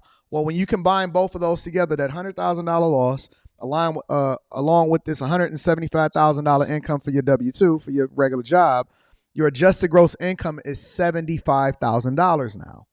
Am I off? Is this what you're saying, Mark? Part of what you said is correct. Part of what you said is correct. That the Schedule C is not necessarily an LLC. Correct. It's not necessarily an LLC, but what we're saying is your business, in a general sense, because we don't want to confuse the chat, your business income combined with your W-2 spits out a number. That's right. It all goes on one tax return. There's no separate, right? It all goes on the same tax return. That's regular right. people, so let me break it down like this. Regular people file, which is usually like a 1040 EZ, which is basically you pay taxes out of your regular paycheck every single year, federal, state, whatever it is, depending on where you live at. And then you just put the numbers in and your adjusted gross income is that number, okay? And then whatever you overpaid in your taxes that was coming out all throughout the year, you get back in the form of a return. And then whatever deductions that you get as a regular everyday person. A business person then gets additional income or take additional losses depending on what type of business that they have or whatever, so on and so forth, right? And then they go through the process of reporting and documenting and bookkeeping and everything like that. And at the end of the year, right, they have a loss or they have additional profit in which they have to pay taxes on that. And then that all goes into your adjusted gross income. Also, is just accounted for differently. And that's not a 1040 EZ. That's usually just a 1040, right? But you include a Schedule C for every business that you have that then supports what is going into the total amount of your adjusted gross income. Right. But let me define something here, because I don't want people to get confused about that word business. And I do know that a lot of people, when they hear the word business, it could be frightening because they think that that's something big and something they need to really learn. Here's what the IRS says a business is, and they can go find this on the IRS website. Publication 334. Well, wait, if you want, I don't want to get too far ahead because I'm trying to understand. I'm trying to get to the 401k. I'm trying to understand how you avoided the 10% penalty. Easy. Okay, so let me break it down really, really simple. So again, and I'm gonna go back to let's keep the business part simple. So for me, okay, I do side work as an electrician, right? I report that income. Here's what the IRS says. That a business is an activity with the intent to make a profit. That's quote the IRS publication 334. So when I report that income, here's what happens. The IRS says, okay, great. You reported this self-employed income. Now this is on a 1040. This is on a regular person's tax return. This is not corporation, S corp, none of this. This is simply a sole proprietor, period. Okay, doing business as your name. You don't need any special licensing, any of that. You're doing it under your regular Social Security number. Under your Social Security number. Great way to put it. So people understand that this applies to everybody that's listening to it. Okay. So, in fact, let's use a different scenario because somebody's in the chat doing this. Let's say Susie has a 9-to-5 job and she's making $40,000 a year. And here's a real story of one of my clients. Okay, she has 2 kids and she's doing hair on the weekend. Mm-hmm. Bare bedroom. Sole proprietorship. Okay. Sole proprietorship. Okay. At the end of the year, let's say Susie made $40,000. Hold on 1 minute. Then an additional $40,000 doing hair outside of the $40,000 W-2. Okay. Now I'm going to tie in this 401k. Let's say that she took $10,000 out of her 401k to purchase the supplies to start her hair business in her home. Okay. So the government says, you stuck your hand in the cookie jar before I told you you was old enough to do so. So that's a 10% early withdrawal penalty on that $10,000, right? So Susie comes to me to prepare her taxes. She's going to give me three things. She's going to give me her W-2. She's going to give me that 1099-R, which is going to tell me in, I think it's box 6. Let's break it down for the people. So the 1099-R is what comes when you make that early withdrawal, and you're going to get that from whatever institution that you make the withdrawal from as far as your 401k. That's correct. So, okay. And then she's going to give me the business income. Hold on, wait. W-2 from a regular job, 1099-R, and then what else? And then she's going to give me her business income that she made doing hair on the weekend that got that additional $40,000. And then she's going to give me all of her business expenses. Correct. Okay. Those business expenses are going to be a lot of what Susie is already spending money on. Correct. Like a portion of her rent for that apartment, her lights, her water, her gas, and could be even her internet and security alarm. Well, right? Yeah, I don't want you to go too deep. I want you to keep it surface level. I'm not trying to get, but I want you to understand how this is going to wipe away that 10% penalty on that 401k withdrawal. So Susie made $40,000 from her business. On her Susie job. has business expenses that then take away from that $40,000 and lowers the amount that she really made from that business, correct? That's correct. Could zero the taxes on the $40,000? Could eliminate 100% of the taxes on that $40,000. So Susie could have been starting a business, and she might have spent $40,000 on the business, even though she made $40,000, and so expenses basically zeroes out the amount of income that she makes from that. Okay, we following. Go ahead. Right. And her expenses could supersede that $40,000. Remember what I said without getting into the details. A lot of her expenses. So Susie may have made $40,000, but her expenses was $50,000. So technically Susie had to take money from her either W-2 or the 1099 the early withdrawal in order to continue to support her business. We following. Not necessarily, because remember, Susie's doing hair out of her apartment where she's already paying rent, whether she got a hair business or not. The money had to come from a lot of somewhere expenses. No, the money paying her rent, she's going to pay the rent. Here's what I want people to understand. When we hear the word losses, it's not a loss to the business owner, because when you write off mileage, that wasn't additional gas you put in your vehicle. You was going to fill the tank up anyway, right? No, so but when I hear losses, you only supposed to be spending money on things specifically for the business. So even like, for example, when you get into a car, let's say you buy a truck for the business, you still have to have a personal vehicle that you separate, that you can justify to the IRS that this is what I'm using when I'm having my personal life. That is incorrect. Anton, that is incorrect. You telling me that you can just buy one vehicle and that you can write off the entirety of the lease, the expenses related to that vehicle, the maintenance, the insurance for that vehicle, and you can write off the entirety of that vehicle on your taxes from a business perspective? No, you're required to keep track of your mileage, which determines. I'm not talking about the mileage. Hold on. Okay, wait. No, this is. I'm answering your question. This is for any portion of what you want to write off, whether it's depreciating the vehicle or what. It doesn't matter. Well, depreciation only comes when you're actually purchasing a vehicle. I'm talking about a lease. Right. Okay. Well, first of all, you cannot write off your lease payment. You can't write off the actual lease payment, just like you can't write off your car payment. But let me give you the percentage on someone that says I only have one vehicle. Can I write that off under my business? Absolutely, 100,000% you can. Dyer says you must track your mileage, all of it. Then you must tell me what percentage was used for business, and now we are going to determine that percentage. Let's say it was 20%. Now 20% of your gas is a deduction if you're claiming actuals, right? Or 20 if you're claiming the standard mileage. 20% of the mileage, total mileage, is part of your business expense that goes over to the Schedule C and reduces your taxable income You on talking all about if sources you of only income. own one vehicle, though, right?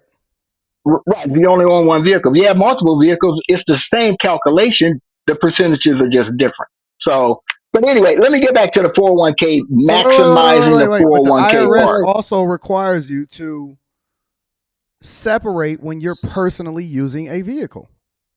That's why you keep track of all your mileage, and you have to say what percentage of those total miles driven on that vehicle were for business. That determines a percentage of business use. Now the software says, okay, every dollar you claim now towards this vehicle, you're going to get a 20% tax deduction on that expense. So you have to keep track of your mileage to determine that percentage. But you don't need a separate vehicle at all, period. And it doesn't have to be an LLC. It doesn't have to be an LLC. In fact, a single LLC is a waste of time unless you got a business that has a liability because it's taxed as a sole priority I just anyway. want to make sure that I'm verifying this on the site. But go ahead, keep talking. If you want verification, I've seen to the IRS. I only learn from the IRS themselves. I got you. Go ahead. Keep going. Publication 334 will give you that information. Just go to publication 334 for small businesses and go down the glossary and you'll see the vehicle expenses. Yeah, you absolutely don't need a separate vehicle. No, and you cannot write off the lease payment. You cannot write off your lease payment. Go ahead, keep going. So let me go back to the 401k funding the 401k to the maximum that the government allows you to do. Okay, and here's my pushback on that. And this is not for everybody. Eligible expenses include lease payment, gas, oil, tires, tune-ups, registration fees, and insurance. What are you looking at? Hold on, let me pull it up even more. Hold on, I'm gonna give you all of the details because I'm not sure exactly what you talking about. Keep looking for it, and then we'll get to the. I want to get to this 401k. So the government says if you drive the car for personal trips, you can't deduct the entirety of the car's leased costs of the total miles driven during the year. Find a percentage of the total miles driven for work, excluding commuting. Right. For example, say a lease car costs $8,000 a year in car payments, gas, and insurance. You drove the car 12,000 miles, 1/4 of which consisted of personal trips of commuting to work. The business deduction is 3/4 of your actual costs, or $6,000. 8,000 times 0.75. You sure you don't want to look that up? That's what I said. No, that's what I said. I said you got to track your mileage and determine what the percentage of use is on the vehicle. We're in agreement with that. But you can use that vehicle for business and personal. Okay. That's what I said. You can use that one vehicle for business and personal. No. I'm talking about if somebody literally leases a car separately from their personal car, specifically for business. Oh, that's a different conversation. See, that's but you have to talking about. No. Okay, let's stay on track. You just asked me if they have one vehicle. No. I'm not talking about someone that's a whole different play. I said you have to, because I know what I'm talking about. So I said if you want to separate personal from professional, it's much easier if you have a personal car, but then you have a business vehicle that is leased in your business name. Right, but then you have to say that you're using that business 100% for business. That's why you're filing your taxes. Right, that's a whole different conversation. I'm not even on. Look, I got what you're saying with a vehicle that mark. All I do is use that vehicle for business. That's a totally different conversation. Most people don't have that luxury. So I'm speaking of the fact that some people think that they need to go purchase a vehicle simply for business. And I wanted to clarify what you just said right there, that no, you can use the same vehicle that you use to go to your W-2 wage earning job. I understand that. For business, right? It's a difference between if you're using one car or you have two separate cars, one for personal and one for business specifically. No, I agree with that. It asks you that question on when you're filing your taxes if you had another vehicle for personal use. It asks you that. But again, that's if you're claiming that vehicle 100% for business, which means you saying, I never drop my daughter off at school in this vehicle. I Correct. don't go to And that's grocery what you store. use the No, personal right, vehicle for. right. No, okay, I'm in agreement. I'm in agreement with you on that one. Okay, I'm in go ahead. agreement with you on that one. But it doesn't change the fact that you still need to track the mileage to determine the percentage of business use. So Yeah, I let me said get back take to the mileage away from it in order to simplify it for the chat. right, but you can't take the mileage away because that is the deciphering No. I factor of know the that. percentage. I know that. Oh, What okay, I'm I got what saying you're saying. is, What if you're saying I use it 100%? no, I'm saying simplifying it because I want to get to the point of how we get the 10% penalty off of the 401k.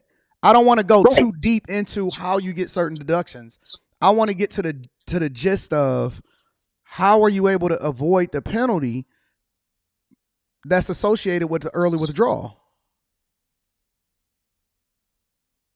I just explained that. Okay, go ahead again. I'm So sorry, let's I go. missed it.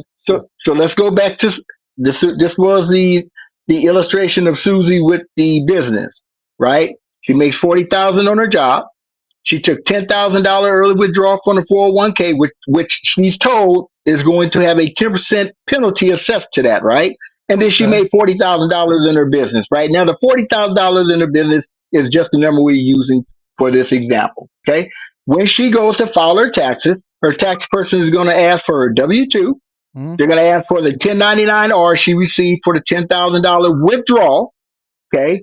And then they're going to ask her for her business income and her business expenses, okay? Every dollar, so this is how I'm going to simplify it. Every dollar deducted on your tax return reduces the taxes on every federal tax dollar owed. It don't say we're going to apply this deduction towards income only, but that 10% penalty, it's not included in that number. That's not how it works. When that 1099 gets plugged in and you're watching the tax return being prepared, you're going to see that 10% get included in your federal tax due box. Does that make sense there? So let's say right now, I put in the W-2. But do you have to take a loss in order to do that? I don't. So this word loss. I want to make sure when we say that, I understand what you're saying. But I want people to hear. Does your business, in order to get that penalty removed, does your business is your business not profitable in that situation, or can your business be profitable? Okay, not necessarily. Not necessarily. So nowadays, this is probably not applicable to most homeowners after 2018. But think about it. Prior to 2018 and the tax change with the standard deduction amount now preventing most homeowners from claiming mortgage interest, most people was claiming the itemized deductions. Forget about the business part. Every dollar on the itemized deduction on the personal side would reduce your federal tax due number as well, which includes that 10% penalty. So back when I did it, I was claiming mortgage interest because it was higher than the standard deduction for a married couple, right? So I had it both ways. I had business deductions and I had the personal itemized deductions, which eliminated 100% of my federal taxes on $90,000+ that year.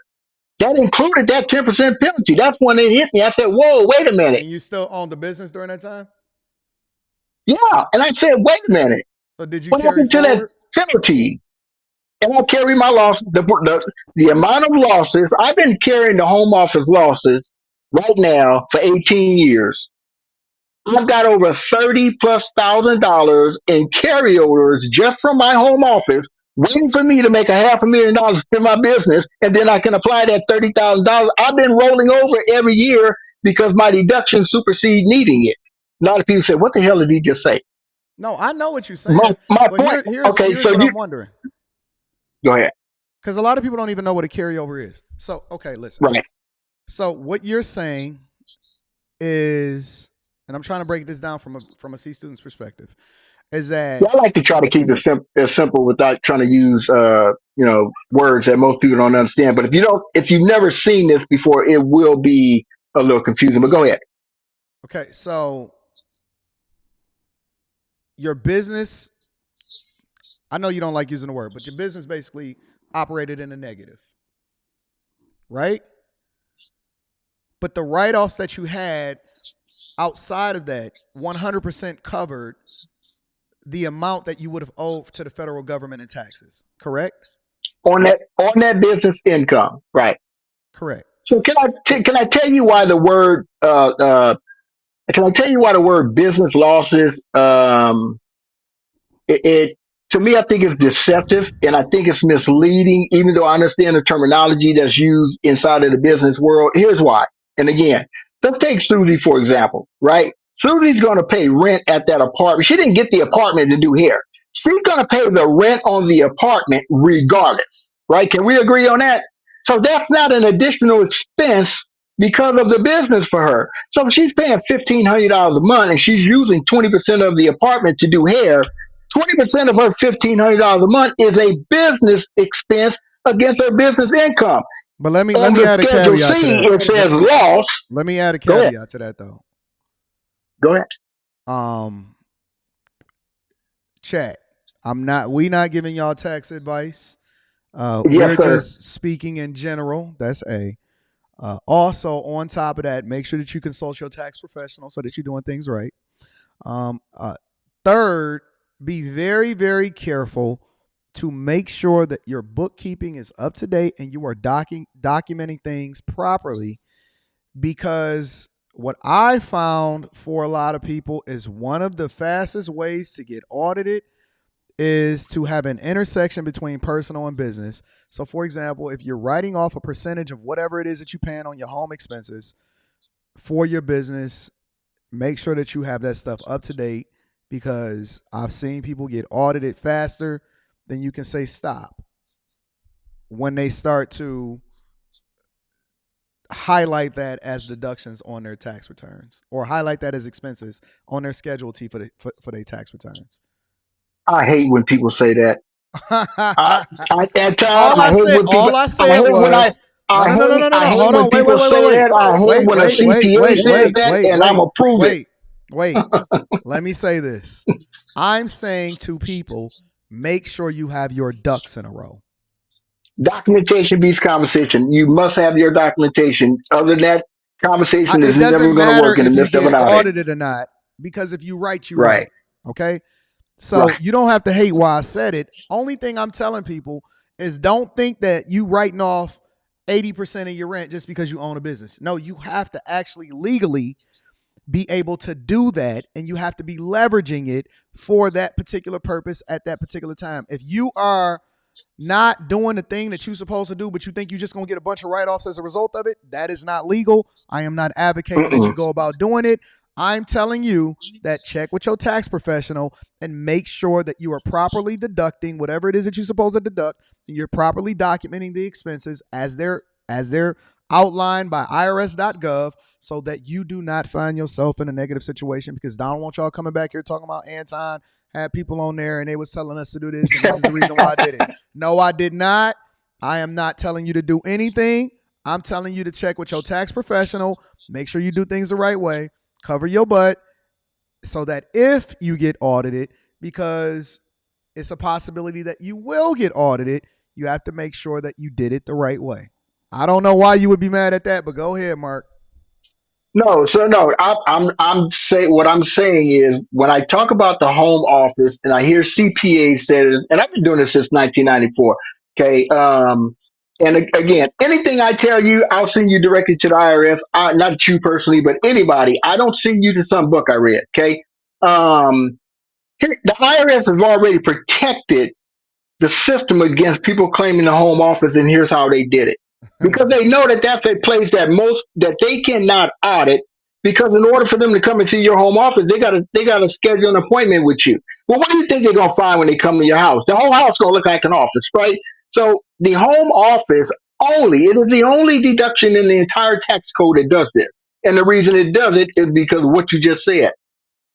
The home office deduction only helps to reduce or eliminate the income on money earned from the business, not your W-2, not retirement, not any other source of income. So it would be foolish to lie about, hey, I made $40,000 in my business to come back and try to claim some rent as a deduction. That was stupid, right? So that's why I hate when I hear that, because it's one of the only deductions that the government has protected people from trying to manipulate. But back into Susie's situation with this 10%, she reported $40,000 of doing hair in her house. So she has the right to claim that footage that she does here in her apartment. Is that additional expense? That was my question. No, it's not. It's not additional money out of her pocket. So when people say, well, how can you have a business and your business is losing money? Well, let's talk about what these losses are. It is that actual money or even extra money being spent out your pocket. And in most cases, it is not. Okay. The rent, the lights, the water, the gas was already going to get paid whether Susie had a business or not. Mm-hmm. Susie was going to have a car and put gas in it or have a car payment, interest, or whatever, whether she had a business or not. Right. So the benefit of having the business is the government says, if you are in a legitimate business with the intent to make a profit, anything that you're using to accumulate that income will let you offset the taxes by those expenses, period. So the bottom line is that 10% penalty, which was not my question, is not a 100% guaranteed penalty. It can be reduced, and depending on your situation, it can be totally eliminated, period. But my question was about funding or maximizing the 401k, okay? And when I say that, I mean past the company's match. That's my grief right there with the 401k. Not funding it. I agree you should put every dime in it so you up to the company's match. Wait. You telling us that you telling people that they shouldn't max out their 401k? I'm saying that I think people should max out their 401k to the company's match, but any dollar after that is not an advantage. There's no advantage to you. There's no benefit to you. How? See now, okay, so we're gonna disagree on this. All right, so why is that not an advantage? Make sure we understand what I'm saying before we go into the rabbit hole. No. So I'm trying to understand what you're saying. How is that not an advantage? Because the only advantage that you have is the fact that you're not being taxed on that money today. That's an advantage. That's literally not an advantage. That's not an advantage to all of the disadvantages for doing so. And here's why I say that. Okay. Here's why I say that. Okay. If your only advantage in putting in any money outside of maximizing the company's match is the fact that you are avoiding taxes today, I got to ask this question. And so if you put an extra $5,000 in the 401k, there was no company match, there's no additional financial benefit other than the fact that you don't have to pay the income taxes on that $5,000 this year. But however, you got to leave that money in that account for the next 35 years, however much longer before you get to retirement age, unless you want to be penalized for touching it. You got to stay with the company's limited amount of exposure to the investment industry. You don't get to pick what stocks. You got to go with the company stock portfolio, right? You can't get that. That's not true. Well, for most cases, if you're investing in a company's 401k, you are investing in the stock portfolio that they offer. You don't have the ability to say, I want to take that money and I want to move it to my private brokerage account. No, you can't invest in individual stocks. You can't invest in individual stocks. That's my point. So we can nitpick it, but my point is that's a big detail. Is that there? Hold on, because there's other ways to avoid or reduce the taxes that you're trying to avoid by giving it to the employer, right? You can actually take that money. Well, let's look at you. Okay, let's look at the fact that you're taking money and you're building a rental property right now, right? I'm maxed out also, But hold on. But there's a tremendous tax advantage to doing what you're doing and an income coming in from doing that, right? Me putting that extra money in the 401k just to say that I avoided paying the government taxes today. However, because that's not a guarantee that you're going to pay taxes on it when you retire, depending on how you set up. However, I'm saying that I know I'm going to pay taxes on that money 35 years from now. And I understand some people say, yeah, but you're able to grow it. Okay, but you can grow it outside of having the government put their foot on your neck and tell you you can't touch it. Hold on. Stop, Mark. I got to stop you there, bro. Go ahead. If you're telling me that the majority of people, which they aren't, that the majority of people know how to grow their money on their own? No, I'm not saying that. No, I'm not saying that, and I agree with what you're about to say. I'm not saying this is majority. What I'm saying, that's number one. No, I do. I'm not saying that, and I wanted to make that clear. This is not giving anyone any type of advice. However, there are some people that are inside of your group, right? Just that should say, wait a minute, okay, I never thought about it that way, and I'm taking money after I do all that. And I'm stretching myself when I have the mindset to take that extra money, not worried about the fact that I may pay 12% taxes on it. But now that I know I'm putting it in a business and I'm actually having deductions, I'm not actually paying taxes on that money anyway. But I never saw it that way. But now I put it in an account I have no control over. You're telling me that there's no advantages over maxing out beyond whatever the free money that you get as a result of the company match. Only the fact that you don't pay taxes on that money, the tax is deferred because you can go invest that money yourself in the stock market in those same stocks. People are not going to invest the money themselves. They're not doing that. I'm not saying everybody. Nobody so is doing it, but that's number one. But number two, the tax advantage is an advantage. That's the whole idea behind it. Number one. Let me go ahead. And then I'm gonna educate you on something about that tax advantage. Do not have. On average, I think it was somewhere around, I don't remember the exact number, but I think it was less than $50,000 most people have during retirement age. The idea behind a 401k, is to incentivize people to do the thing that's in their own best interest so that they're not dusty when they get older. That's number one. But number two, to do that by allowing for them to forego having to pay additional taxes in order to have that as an investment vehicle going forward. Why is that a problem? I don't think that's the reason why some people, and I don't know what the percentage is, only ends up with $50,000 in their retirement account. Most people are not investing into their 401k at all. Right, that's true. Now I agree with you there, and I say that's the most stupidest thing you can do is if your company is matching and you're not putting in at least the money to get the match. I think that's the most stupidest thing you can do. But past that point, and you got to understand when I'm speaking about this. See, I'm behind the closed doors of everyday Americans. I've been there since 1994. I prepare thousands. I see things that most CPAs never pay attention to because all they focus on is the money. Okay, I can't tell you the countless of people that I have watched put money in a 401k. That by the time I got through preparing their taxes, I realized that the money they put in the 401k would have never been taxable in the first place. Period. Would have never been taxable in the first place. Listen. I advocate for, let me preface this, I'm going to let you cook. I advocate for people to max out. Okay. I advocate. I just ask you, what's the benefit? What's the benefit past the? I max out. What's the benefit past the deferred tax? And I'm good with that. Well, hold on. I want you to make your, I'm not telling people choose. I'm not telling people what to do. Okay. If someone says, you know what, Mark, I am never going to attempt to do anything else with my money from an investment standpoint, then opposed to. It's hard for me to say that because to avoid $1,200 in taxes to lock up money for 35 years that you have really no control over without being threatened by penalty.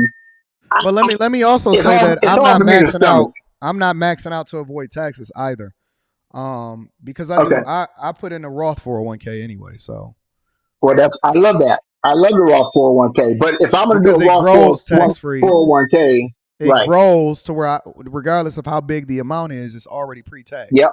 So I my agree advantage with is you. significantly greater than everybody else's because I'm not using it in order to reduce my taxes because I'm already able to do that from a business perspective. So I understand what you're saying because I'm already doing. I agree with you. I'm already doing what you're saying do. This is the thing that I advocate for people to do inside of the Patreon and the Bag Chasers and everything. So I understand what you're doing. I just want you to substantiate what you're saying to communicate it effectively to the people that's listening as to why they should or shouldn't do something. Because most people think that they have the business acumen and be able to flip the money on their own, and they don't. They genuinely don't. And so at a basic level, I always advocate for people to max out because it's the fastest way for them to continue to compound on the wealth that they're building at a on a simple rate while also reducing their tax burden. Me, I generate the type of income and I have the type of businesses or I have certain businesses that do certain things to where I'm not depending on the income at all. And so I do a Roth 401k, which is pre-taxed, and then it still maxes out, but the company match goes into a 401k, right? So the company match always goes into a 401k, so you're going to have to pay the taxes on that eventually anyway. But I do a Roth 401k, so my money comes out pre-tax, but it's able to grow to where I never have to pay taxes on that money later on when I retire. Right. I don't even focus. Let me tell you something. I don't even focus on the tax so-called savings, if you would, to be honest with you, because the reality is that just like I said, that 10% penalty for early withdrawal is not a guaranteed, and I don't think people should be fearful of that. If you're in a situation where that money's going to help you, get out of a situation that's going to cost you more, then you can't be afraid of that 10% penalty. But anyway, when people are 10% is a lot of focusing money. on it is a lot. It is a lot. So, like I said, if it's going to benefit you, like I had a guy that was in a situation, it was going to cost him $60,000 if he didn't pay that. I think it was $18,000. When it was all said and done, it was going to cost him upwards of $60,000. I said, dude, you better get that $18,000. He didn't have $18,000 liquid. I said, you better get that $18,000 out that 401k. What are you thinking about? What did he do with it? Okay, he took care of that situation and avoided, that additional whatever that 48 to 60 or 18 to $60,000 it was going to end up being. So, in some cases, I missed it. My bad. Yeah. So the bottom line was he had money sitting in the 401k. The guy's only 42, 43 years old, and he didn't have the liquid cash to resolve this situation, but he had it in his 401k, and he had the ability to pull it out. In fact, I think he pulled it out as a loan, but he didn't want to touch it at all because it was going to stop making money. Anyway, it saved him a ton of money by doing so, and he was worried about the 10% penalty. Even when it comes to income taxes on the money you're putting in the 401k, you don't know what that's going to look like when you retire because you don't know how much money you're going to have to put out each year. You may be in a situation where, what do you mean? What do I mean? Say that one more time. There's no guaranteed income tax on that money when you pull it out the 401k. Let me give you an example. Okay, let's say that someone gets to retirement age and they've set themselves up in a way where they don't need to pull out $100,000 right out of that retirement account. Let's say they're only pulling out $40,000. They're a married couple. Well, hell, the standard deduction for a married couple right now is $29,000 right off the top is non-taxable. How much money are they going to pay in taxes on that? So you're only going to pay the amount of taxes based on the amount of income you pull out. That's right. So you don't even know what that looks like because your situation 35 years. How don't you know what it's going to look like? You don't know. Plan for when you say plan for that, what are you saying? You're planning for a lifestyle that then determines how much money that you have to pull out at that particular time from that investment. No, I got that. And by the time you get there, you may not need to draw as much off the 401k because you set up other avenues of income for yourself. That's my point. Correct. When people say, man, you're going to have to pay all them taxes when you get ready to tap into it. Well, okay, but what does that look like? What does that look like? Because I may not need to pull out $80,000 a year out the 401k. So I may only have to pull $20,000 out for just play money. I'm not paying taxes on that $20,000 because it's in a bracket that I'm not going to be taxed at. So what are you talking about? Yeah, but you So speaking people about that the taxes. no. But you got to back up, OG, because in this particular situation, you're not speaking about regular people. Most people's net worth is based off of A, what they got inside of their 401k, and B, the equity that they got into their home.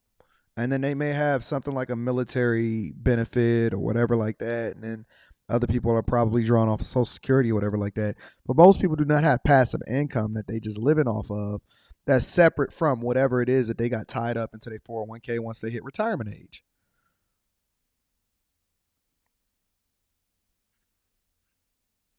You got to remember what you're speaking to. Are you there, OG? Mark, can you hear me? Mark. Mark is frozen. You frozen, Mark. Call back, Mark. Let me get you back up here. Y'all got me sleepy out in these streets. Got me sleepy out in these streets. Y'all got me on a 4-hour live stream with red eyes. I feel like I'm in the middle of the night. Jeez, oh, peace. All right, listen. I'm not taking no more calls for the day. I am washed. I am beat. I have been on here for 4 hours, and I only do 2-hour shows. 2-hour shows.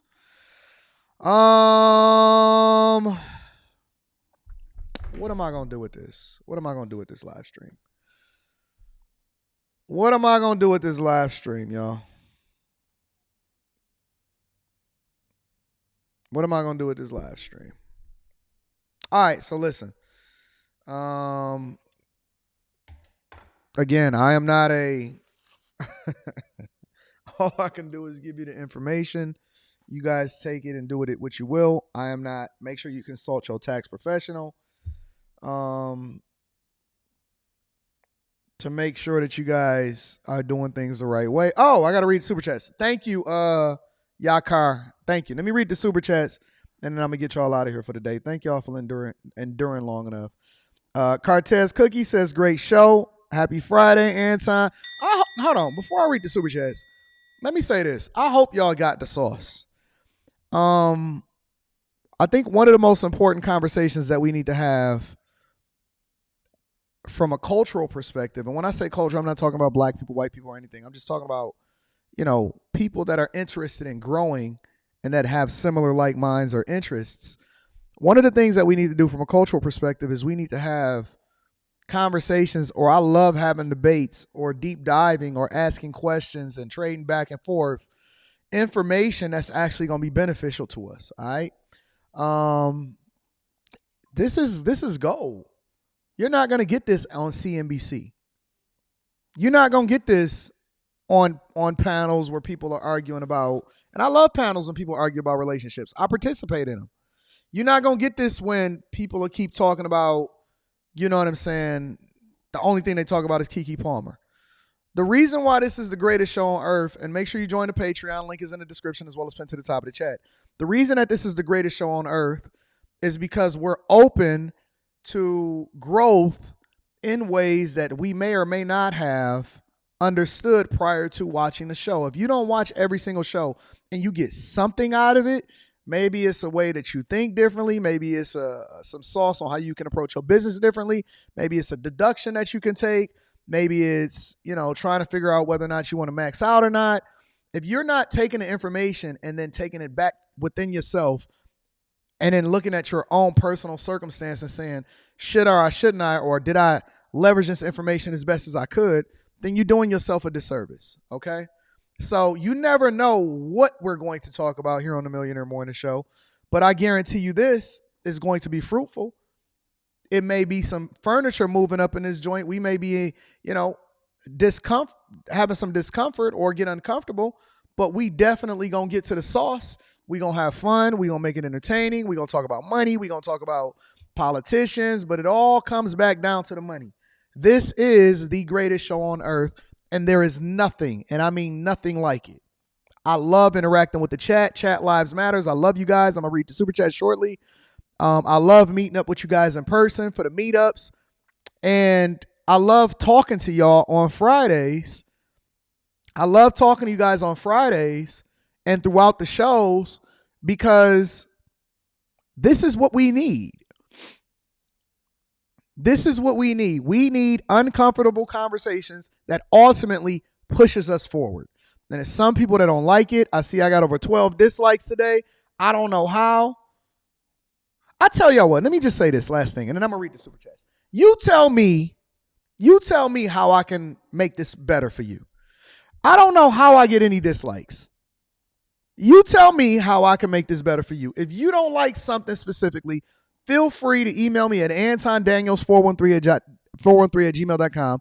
My goal is to have zero dislikes because that means that everybody is getting what they need in order to feel productive throughout the day. You let me know. I got 12 dislikes, and I want to know how I can make this better for you guys so that you can be more productive, you're more entertained, you're more knowledgeable, you have more wisdom as you leave this, and everything is great. You tell me. Give me some feedback, and then I can make sure that I add value into you, okay? Shout out to Cartez Cookies. I appreciate you. Roy says, can you briefly elaborate on why you don't like options trading? I think that options trading in a lot of ways is gambling, and gambling is not investing. I think that options trading is a form of gambling, and gambling is not investing. And I think that when you have a investment strategy, which they like to call it, to where more than 90% of people that participate in it lose, then that's bad. I don't advocate for it. So I'm not an options trader. I don't advocate for it.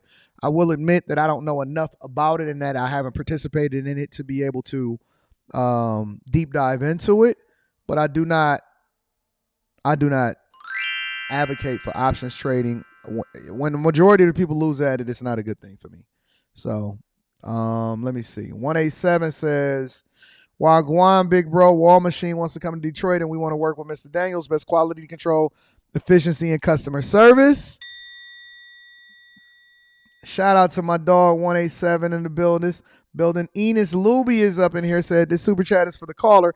Anybody know the artist Divine Stoller? His hit song is Ain't Saying Nothing, I'm Here to Listen and Grow. Shout out to Enos Luby. Oh, the person that was on the show, I don't know if he has his own channel. His name is Mark the Tax Coach. Mark the Tax Coach, I believe. His name is Mark the Tax Coach. So if you find him on YouTube or Instagram or something, just say Anton from Anton Daniels sent you. Razor Ramon, the barber, says, oh, I got 13 dislikes. Shout out to y'all.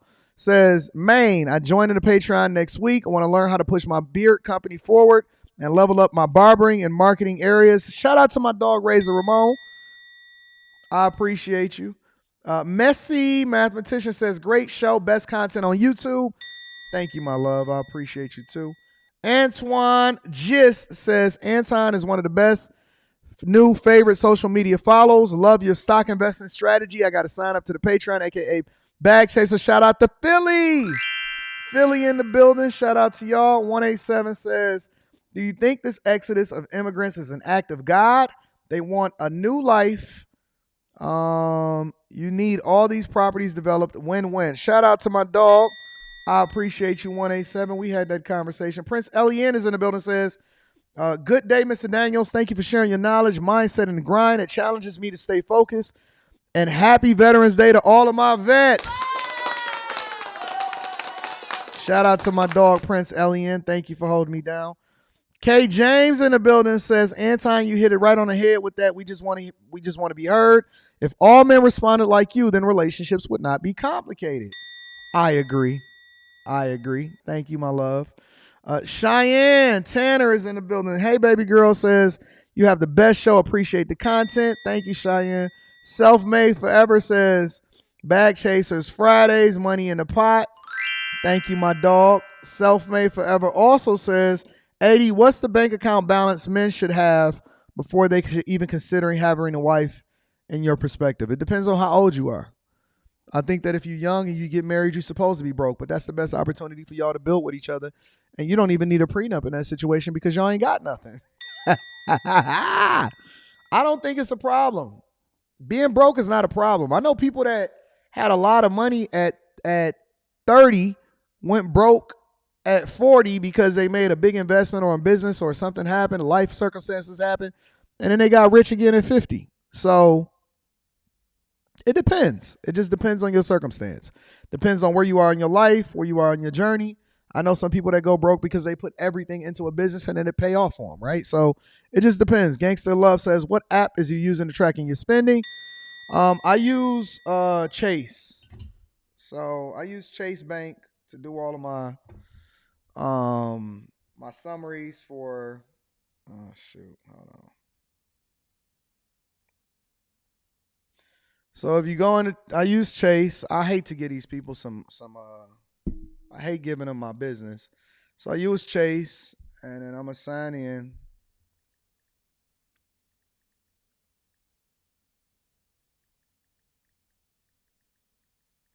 So if you go into Chase and then you go into whatever specific account you want to go into, you go into see transactions, and then at the very top, it'll say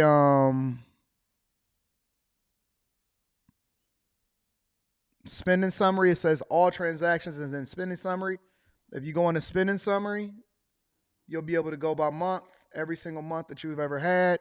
And if you look at it at the top, it got spending summary at the top. And then you'll be able to break it down. So this is Chase. This is the Chase app that I use, and then I also use Fidelity for my brokerage account. So that's what I use. Shout out to Gangster Love. Great question. A few more super chats. Antoine Giz says, Anton out here getting my Chick-fil-A lunch money today. The last segment is viral gold preaching, bringing that.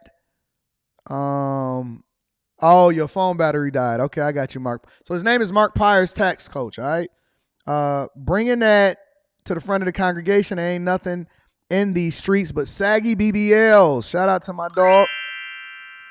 All right. Let me see. Cheyenne says, would you ever give out scholarships for med school?